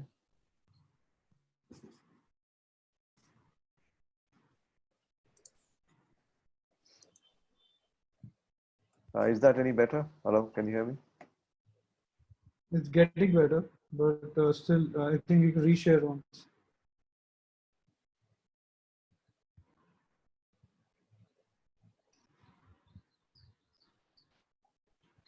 Okay, can you guys see my screen? Not Just yet. type a yes or just unmute yourself and say yes. Now we can. Still a little blurred. Saket, can you hear me? Yes, sir.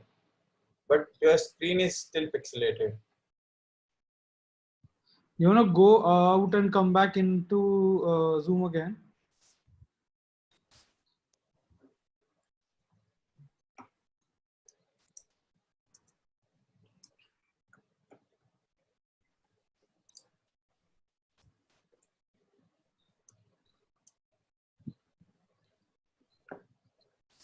Still very pixelated, sir. Oh, okay. So Literally nothing is visible. Nothing. till then I can discuss. Yeah, I think go ahead, Saket, go ahead. I can discuss the portrait shot now. Okay. Let me share my screen. Where is this Lightroom Classic? So you can see a portrait. Okay. So we'll start developing. So we'll try to edit maximum as on the Lightroom only. Okay. So we'll not go to the Photoshop. We'll just edit it here only. Okay. So you can see a pretty much clear image of this girl. This is a JPEG shot.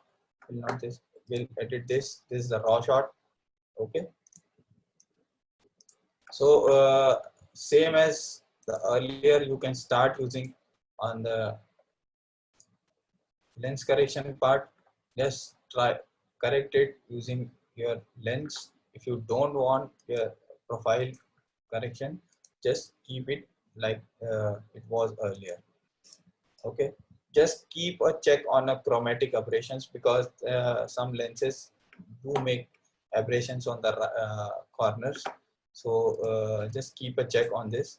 If you want corrections to be manual, you can do that. You can do defringing.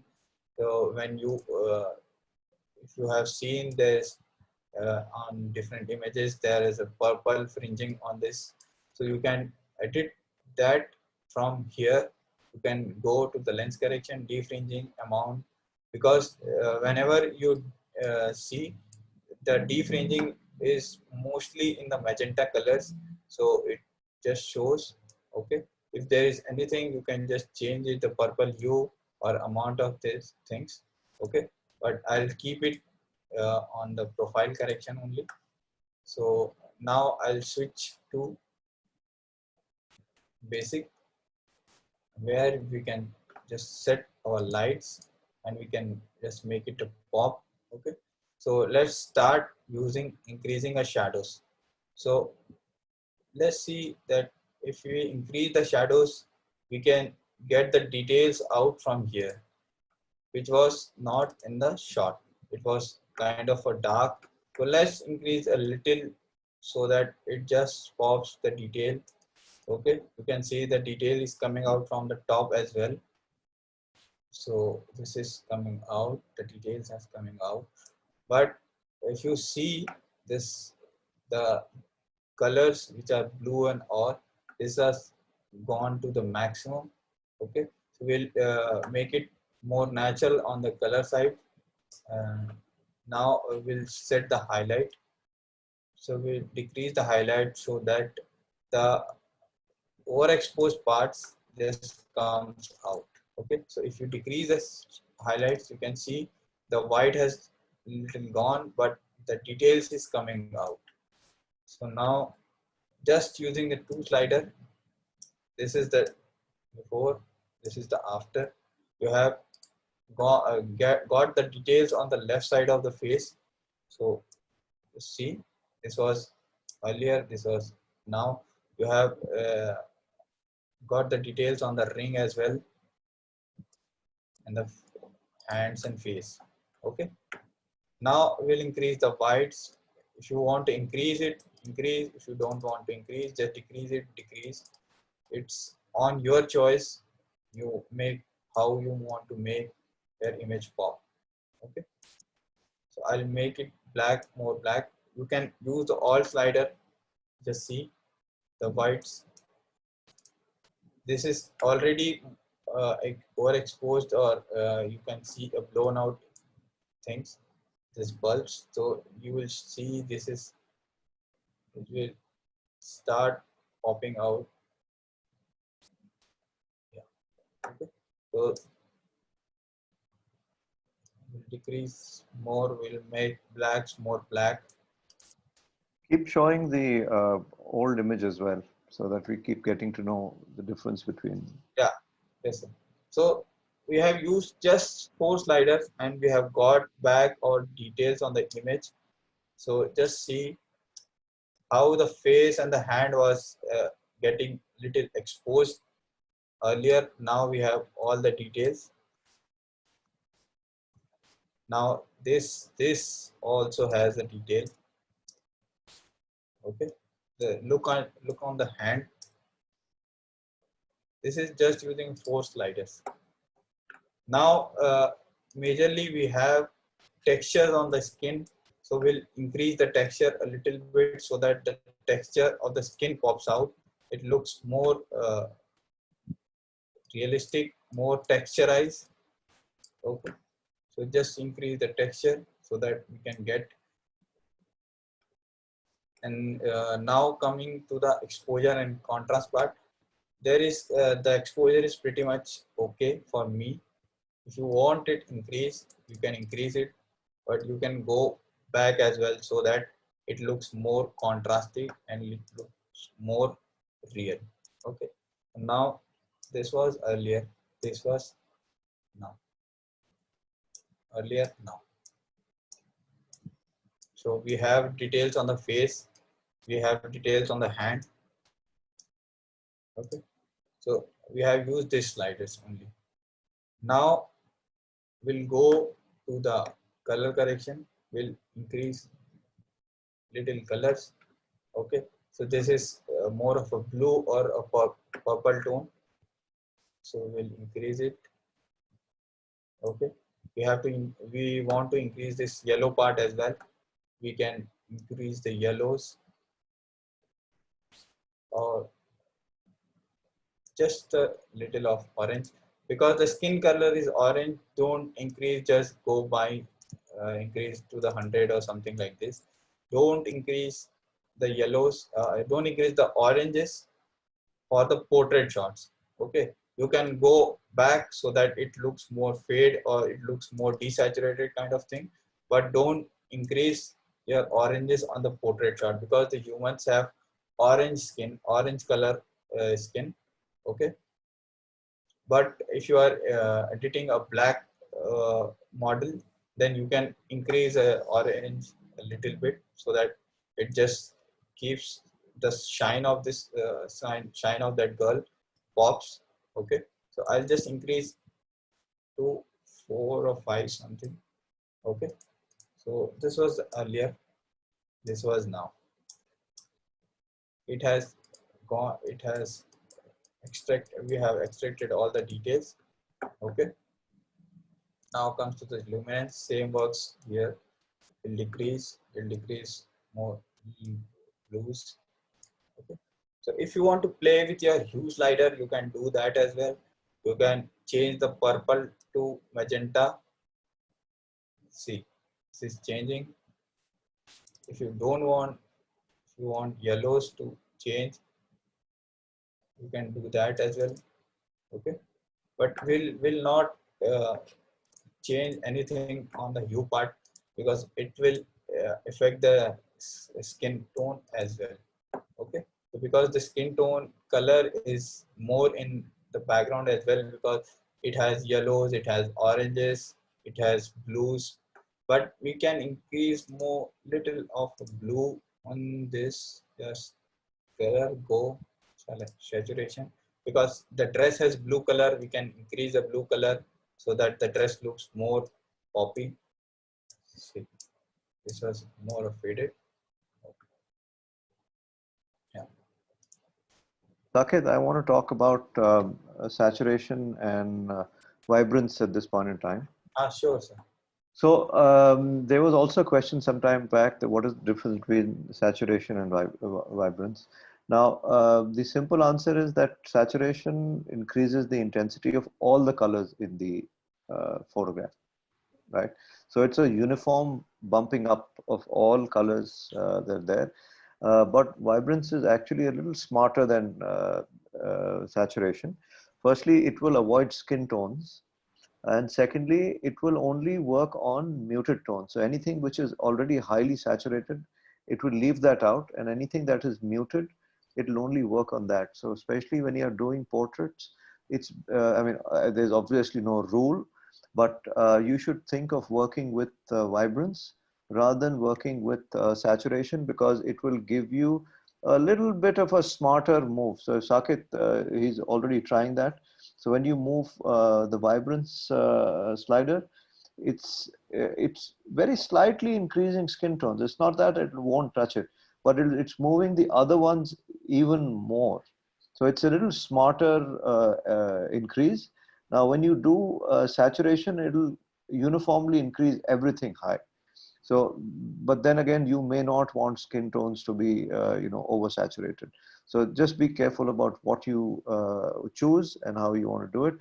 Okay, there's a question that Akshay wants to ask about tones. Just 1 second. Akshay, can you hold on to your question till the end, please? Because we really want to move fast and we'll come back to your question in the end on that. Go ahead, Saket, please. Yes, sir. So this is pretty much, you can increase the highlights of the hair as well using the brush tone brush. You just brush it and let's hold that for the portrait workshop, yes, Saket.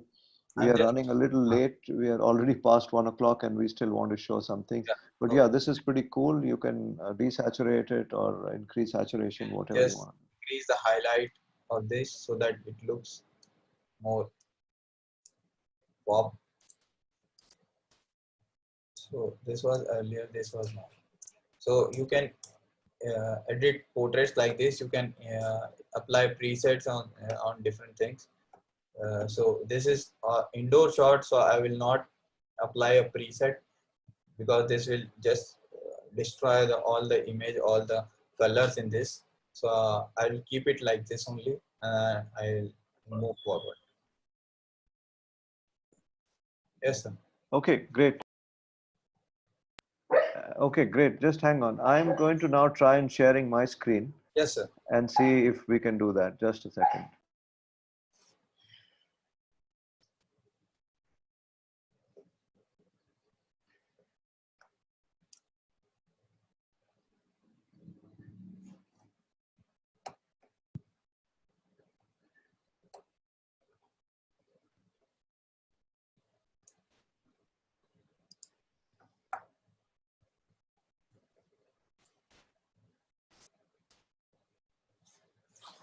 I'm going to share my screen. Are you able to see my screen? Yes, we are. Okay, wonderful. Perfect. So I'm going to shut out everything else. And this is my Lightroom that you're able to see. And let's see all the photographs that are here. So I'm going to show you something which is called photo merge. Now, photo merge actually means that you have the same photograph with multiple values of multiple exposure values. Okay, it could be underexposed. I hope you guys are familiar with the concept of bracketing, that you take the same shot from the same place, but one at a correct exposure, one with less exposure, and one with higher exposure. So I'm going to show you how that can be merged together in photo merge. Now, of course, I have many examples. I have landscapes and I have interiors as well. Now, interiors is a little more exciting because I have the same example that we can actually see, which is a panoramic merge as well as doing exposure merge. So I'm going to go ahead and first take a 3 photograph example here. These are all raw images shot in a beautiful country called Cambodia, where I was 2 years ago in November. It's one of the most beautiful sunrise shots scenes that I have seen. And these are raw images, as you can see. And if you see down here, you will actually see the name of the image right at the bottom.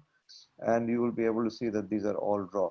So what this is actually showing me is that I can right click and it will take me to photo merge, and I want to do an HDR, which is high dynamic range merging. Now, of course, for those who are interested, please let us know. We can do a full workshop on HDR. There is so much to learn and it's absolutely amazing. But before that, I'm going to start doing a merge for these 3 shots. So I select the 3 photographs and I go and say photo merge and HDR part of it. And what it does, it gives me a little bit of a pop-up.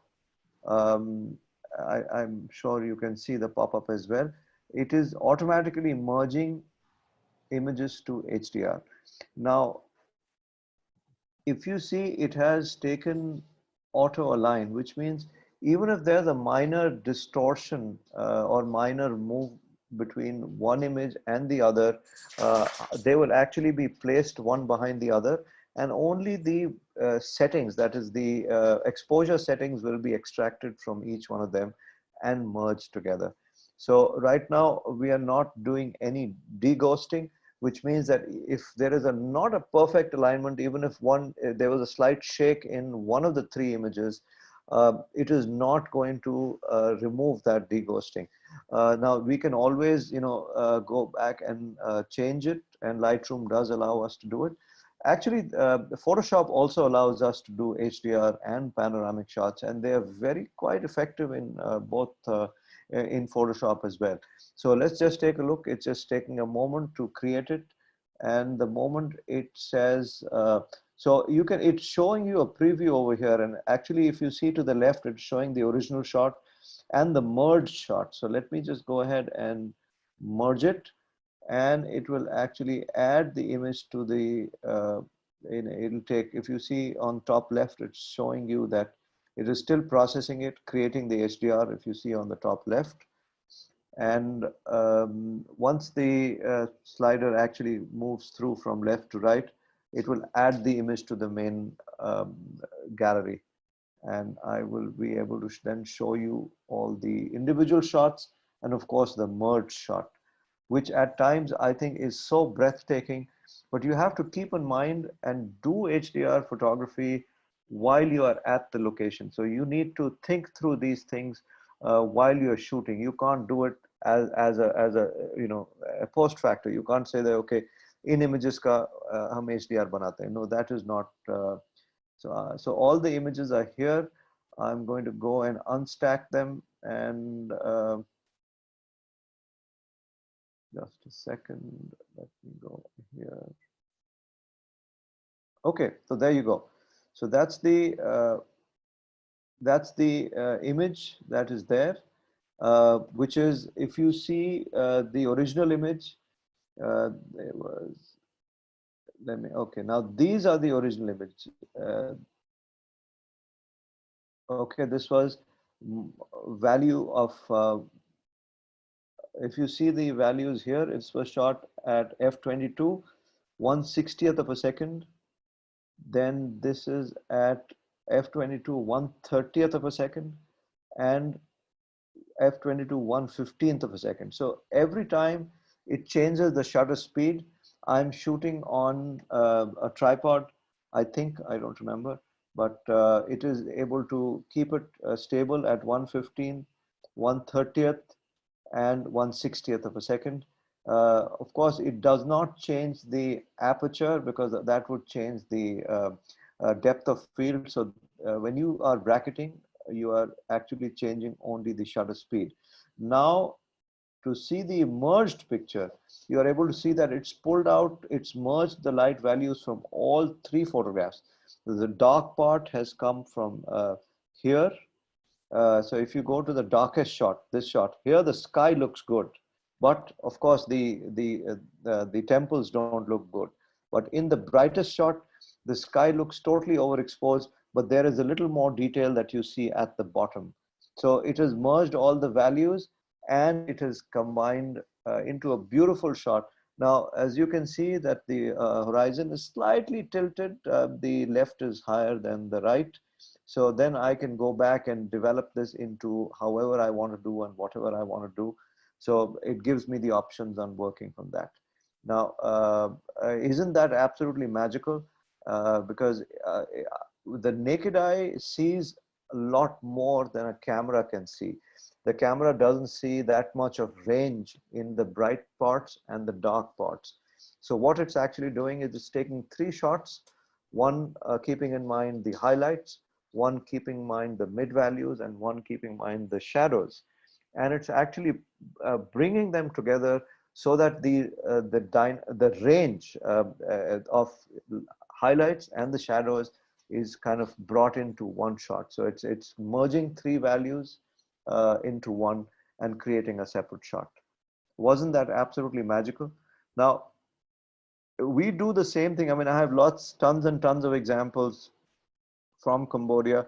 So I'm going to show that in one separate, one shot here as well, quickly, so that we can see what magic is created. Now, this is the first shot, which is at 1/250th of a second and f16. So if you, as you can see, it's slightly dark. This is one, it's also f16 at 1/125. So it's one stop brighter. So, and then this is half, yeah. So this is, and this is the third shot here. So sorry, 1/60th. This is the third shot. Okay. Now, when I merge all these, it will embed all the values and give me one. This is the merge shot. So if you see the value, the name over here, it's already renamed it as HDR, which means it's a, so the skies are beautiful. It has got lots of amazing colors, and it has, so this is not as dark. The merge shot is not as dark, and it has actually been able to get all the beautiful colors from everywhere, and everything is popping. So I would very strongly recommend looking at this as an option of when you're shooting, and it'll actually help your game a lot, especially in interior photography when you are shooting inside a room, uh, because there are certain dark areas and there are certain bright areas. For instance, here, if you see this one, now the light fixture in this room is very well exposed in this dark shot. But as you go brighter, this is a mid-level exposure. This is very bright. And if you see that the light fixture here, the chandelier, that has got blown out. And this is completely got blown out. So this is not really helping anything. So I'm going to merge all these shots to be able to get one combined shot. So what we're going to do is I'm going to stop sharing my screen and I'm going to merge this. And Saket, do you quickly want to show the black and white while this is processing, because it's going to take some time to process. So I'm quickly going to put this for processing so that we know that the work is happening. And so photo merge HDR. So I'm going to do that, and as soon as we start the work, I'm going to stop the sharing. So this is now creating the preview. I'll stop sharing, and Saket, you can share your screen, and as the processing finishes, then I will come back to it. In the meantime, let's do the black and white. So I want to discuss kind of splash editing, you can say, or image just having a one color so that it just pops out and it's just attract the eyes there only. So we'll edit this using the color mode only. We'll not go to black and white. If we go to the black and white, it just goes out. So it just takes away all the color. But we'll anyway take out all the colors, just will keep one or two colors in this image. So on this image I want to just highlight the light streaks which is going on the roads. I don't want any eyes to go here and there, so I'll just add a color or pop out one color which is orange, and this is which is red. So we'll pop out this only colors, and we'll use this brush tool to move out another colors, and we'll see what we can do. So let's start with lens correction. We'll remove chromatic aberration if there is any, and we'll just go on to the crop tool. We'll correct the horizon here. We'll correct the horizon a little bit. Not if I correct it this much, this will take out the image as well, but I'll keep it little bit, not too much. Let's keep the building falling. Okay, so this is done. Okay, so we'll make it like this, and then same as just correct the highlight, shadows, and all the other things. So I have already corrected, I guess. So let's start fresh. So let's boost the colors. Let's boost the shadows so that it's make more pop out other things. We'll increase the whites so that if you can see this is, we are on 115. So let's yes sir. Yes. To the selective color. Yeah. So let's increase the blacks. So now the magic comes here using the two panels majorly. So we'll go on the color panel. We'll decrease all the colors which are not red and which are not orange. So we'll decrease the yellows. We'll decrease the greens if there is any. We'll decrease the aquas. We'll decrease the blue, purple, magenta, everything. So if you can see, it's more of a black and white now, but there are many things which are left behind, like a tree, like this light which is bursting out, and this building.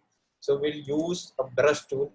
We'll go to the saturation 0 or -100, where there will be no colors on this. So we'll just brush it out with these things. So if you can see, this is sorry. So we'll see, you can see the other colors are just going away. This is one use of brush tool. So we'll take out this, all these things. So here, all the other things apart from the light streaks. You can go on and tweaking small details on the shadows, on the trees, on the roadside, So it's your choice what you want to show. So this is pretty much done. So yeah. So this was that, and I can increase the shadows so that the details comes back. See, let's do little bit of noise reduction, sharpness, okay. And then so this was earlier and this was now. So this was earlier, now, and this was now. So on this image, on this JPEG image, the eyes are not pretty much clear where to look at, in the building or in the lights on the streaks. But this is more clear that you have to look into the streaks. The image is popped out because I want to show the light streaks only. Okay, so this is pretty much kind of a splash editing, you can say. You can make it with other images as well. I'll show you some other examples also which I have made it. So I'll show it to you in a bit. Okay, over to you, sir. Thank you, Saket. Okay, so I'm going to now share my screen and just a second, and go back. Okay, so can you see my screen?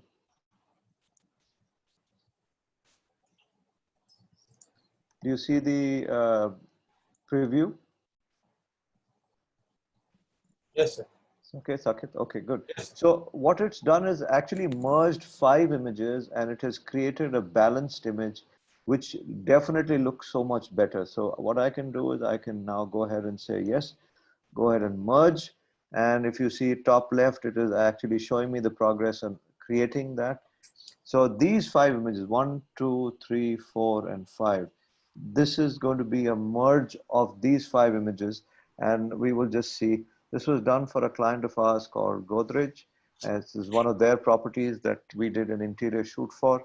And so ultimately, obviously, they don't really care about the individual images, but we have to give them a good final image for them to be able to use that for their advertising or whatever they're going to use it for. So we are just taking another minute. And in the meantime, so what we also do is that there are, for these shots, we take several shots from the same angle. Like we took 5 shots here. Now this particular shot, we did 3 shots. So the angle stays the same, but the light value changes. Now, even in this angle, we are able to do 1, 2, and 3 shots. So the light value will change. Similarly for this 1, 2, and 3.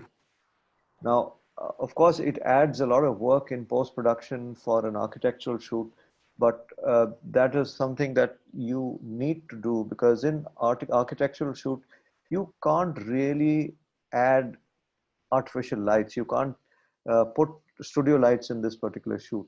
So that's a little bit of a restriction. Now I'll go back to the original shot and show you what it looks like. 1, 2, 3, 4, 5, and 6. So this is the merge shot. This is the final shot that you can see. Guys, can you see the whole shot? Saket, is this visible? Yes, sir.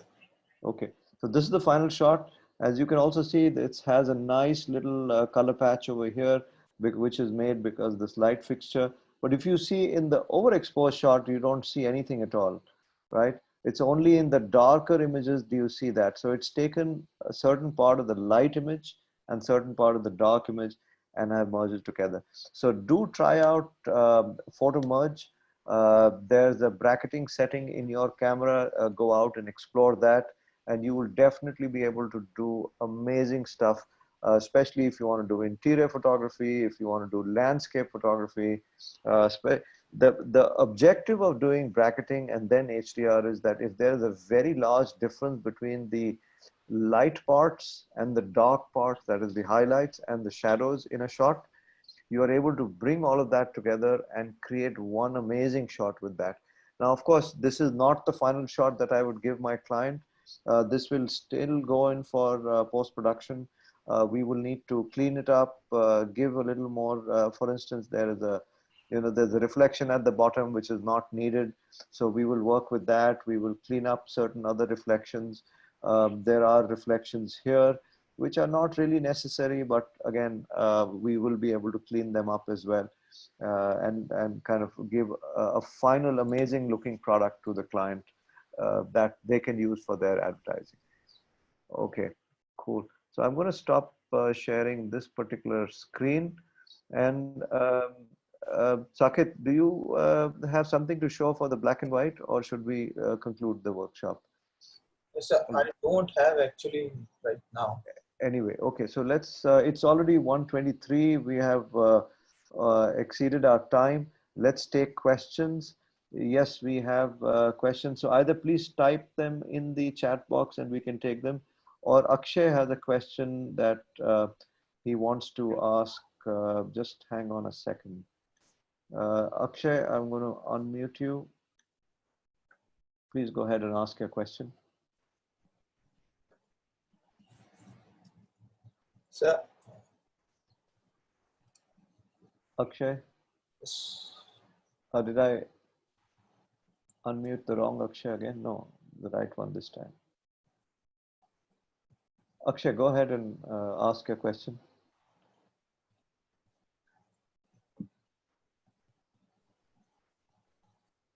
Okay, so let's move on. See, Kamran points it out that we need to do split toning and curves. If you guys have the time, then we can go into it because we are running late. We had a lot of stuff and we had to go into a lot of detail. So if you guys are still hanging around, and part of this workshop, we can still go ahead and show it. We don't have a problem. But if there are, let's do the questions first. If there are any questions, please feel free to ask. And those who are committed and who have to leave, you could go ahead and we will continue for another 10 minutes or 5-10 minutes and show the curves and split toning as well. So if there are no questions, then let's just move on. Okay, so Saket. Yes, sir. Do you have something that we can show for split toning? Yeah, I can discuss this preset and split toning together. So applying a preset, editing a preset. Yeah, let's do that. Let's do that. Yeah. Let's not go. Yeah, let's also then send out the presets later. Let's not send them out now. So just get into the main issue. And Akshay, we'll have to come back to you. Yeah. So I'm using just the free preset. You can download it from the web, or we'll give it this preset as well with the pack. So go ahead and share your screen, Saket. Oh, sorry.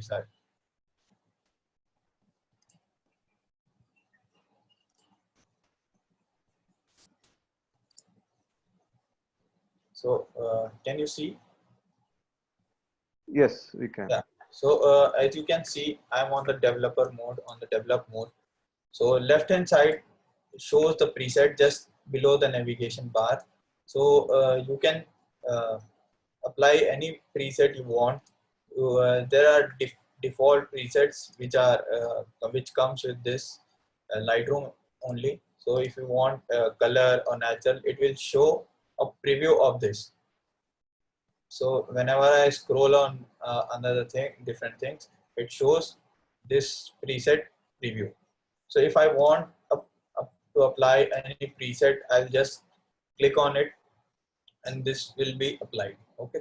So if I want to apply, let's see, go to PD and I want to apply this Earth Moody preset. Okay. So I'll just click on this. So don't just straight apply preset and just export it. Okay, just tweak the different settings so that it can give you a best details out of that image. Okay, so as in this image I want more of a white, more little of a white, because this is going, the whites are going off according to that preset. Okay, so the whites are going off, so I can increase it. Okay, I increase it so that it comes out. Okay, and then you can see the details on the highlight part is missing. It's not that it was on the original, so I'll decrease the highlight so that it gives more of a natural texturized look on this image. Okay, and then this is the highlight part. And if you want to increase the shadows, you can do. If you don't want to, if you want to keep it as you shot, you can keep it like that. Or if you want this according to a preset, just leave it there. Okay, so this was on the light part, like a highlight shadows part. Now the saturation is pretty much okay for me, because this is giving a tone to the image using a preset. Okay, so I don't I will not change the tone curve or the tone. You can see this was, the tone is getting achieved using this tone curve on the preset. You can change it according to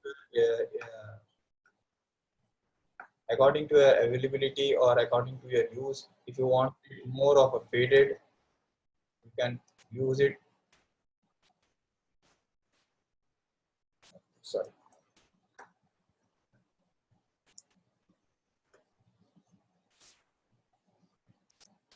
Yeah, so curves works the same way in Lightroom as it does in Photoshop, Yes. pretty much. But you're able to now also go into the different color parts and work on them as well.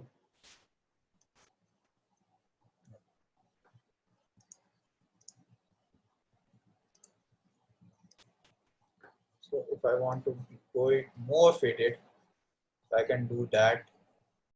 So this is getting fade. This is normal. Okay, so I can change the curve, because I can I have applied a preset. It's giving me the tone of this. If you want to create a tone like this, you can make it using a tone curve. Okay, so I'll tell you in brief after this image that how can you change your tone curves using to give a tone or something like that. Okay, so I'll keep it like this.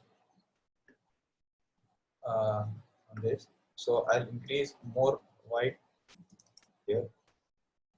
Okay. So this was earlier, this was now. Okay, so now comes to the split toning part. So here you can see all the sliders are moved away here and there, so you can see this image has achieved this tone using the split toning as well. Okay, so if you want to change your highlight color to a different, if a different color, so there you can change it. See, this was the original and this was a change you highlight. Okay, so there you can see it goes more of a natural.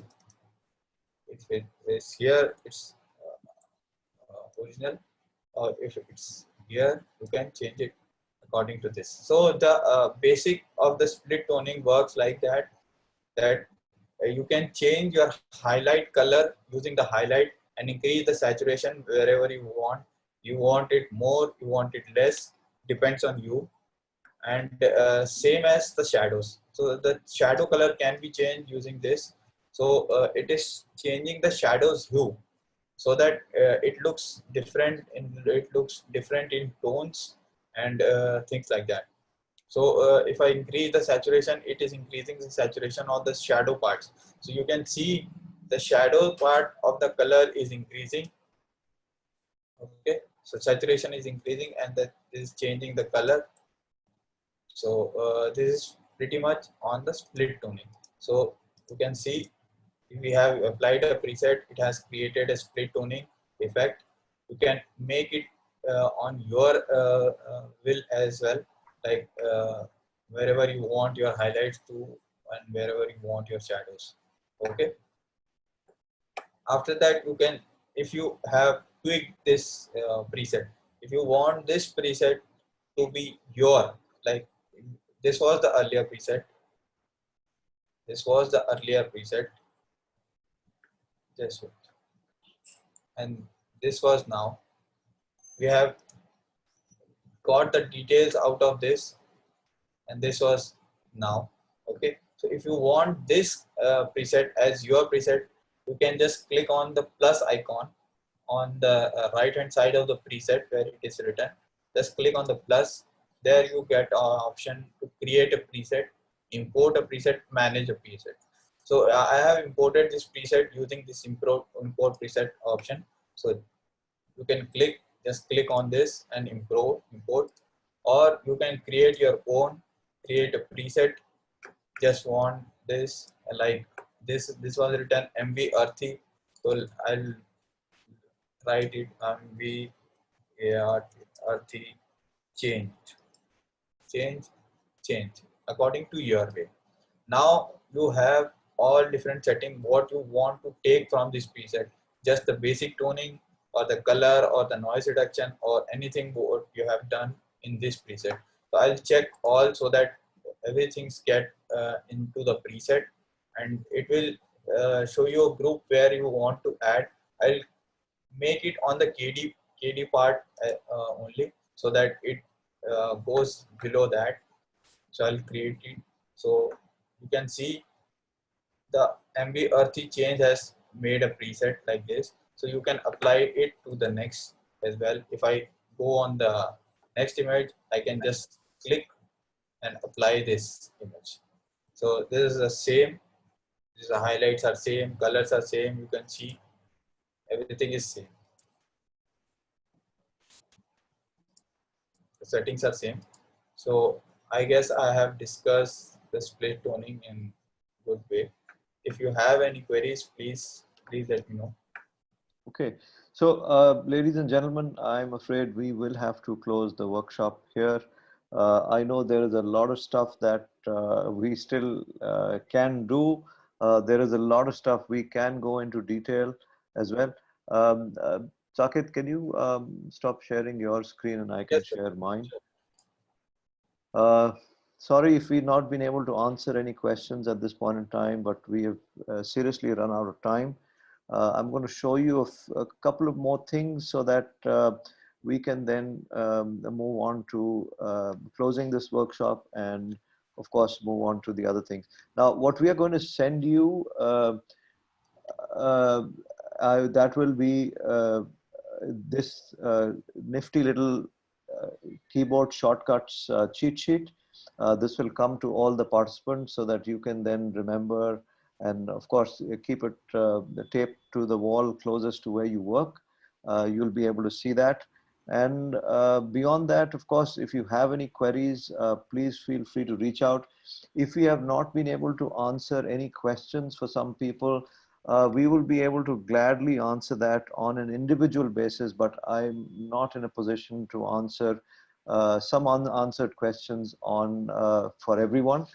So please reach out to us on the group or reach out to Saket and myself, and we can set up a time for a call, or we can set up, try and answer them on WhatsApp or whatever it is.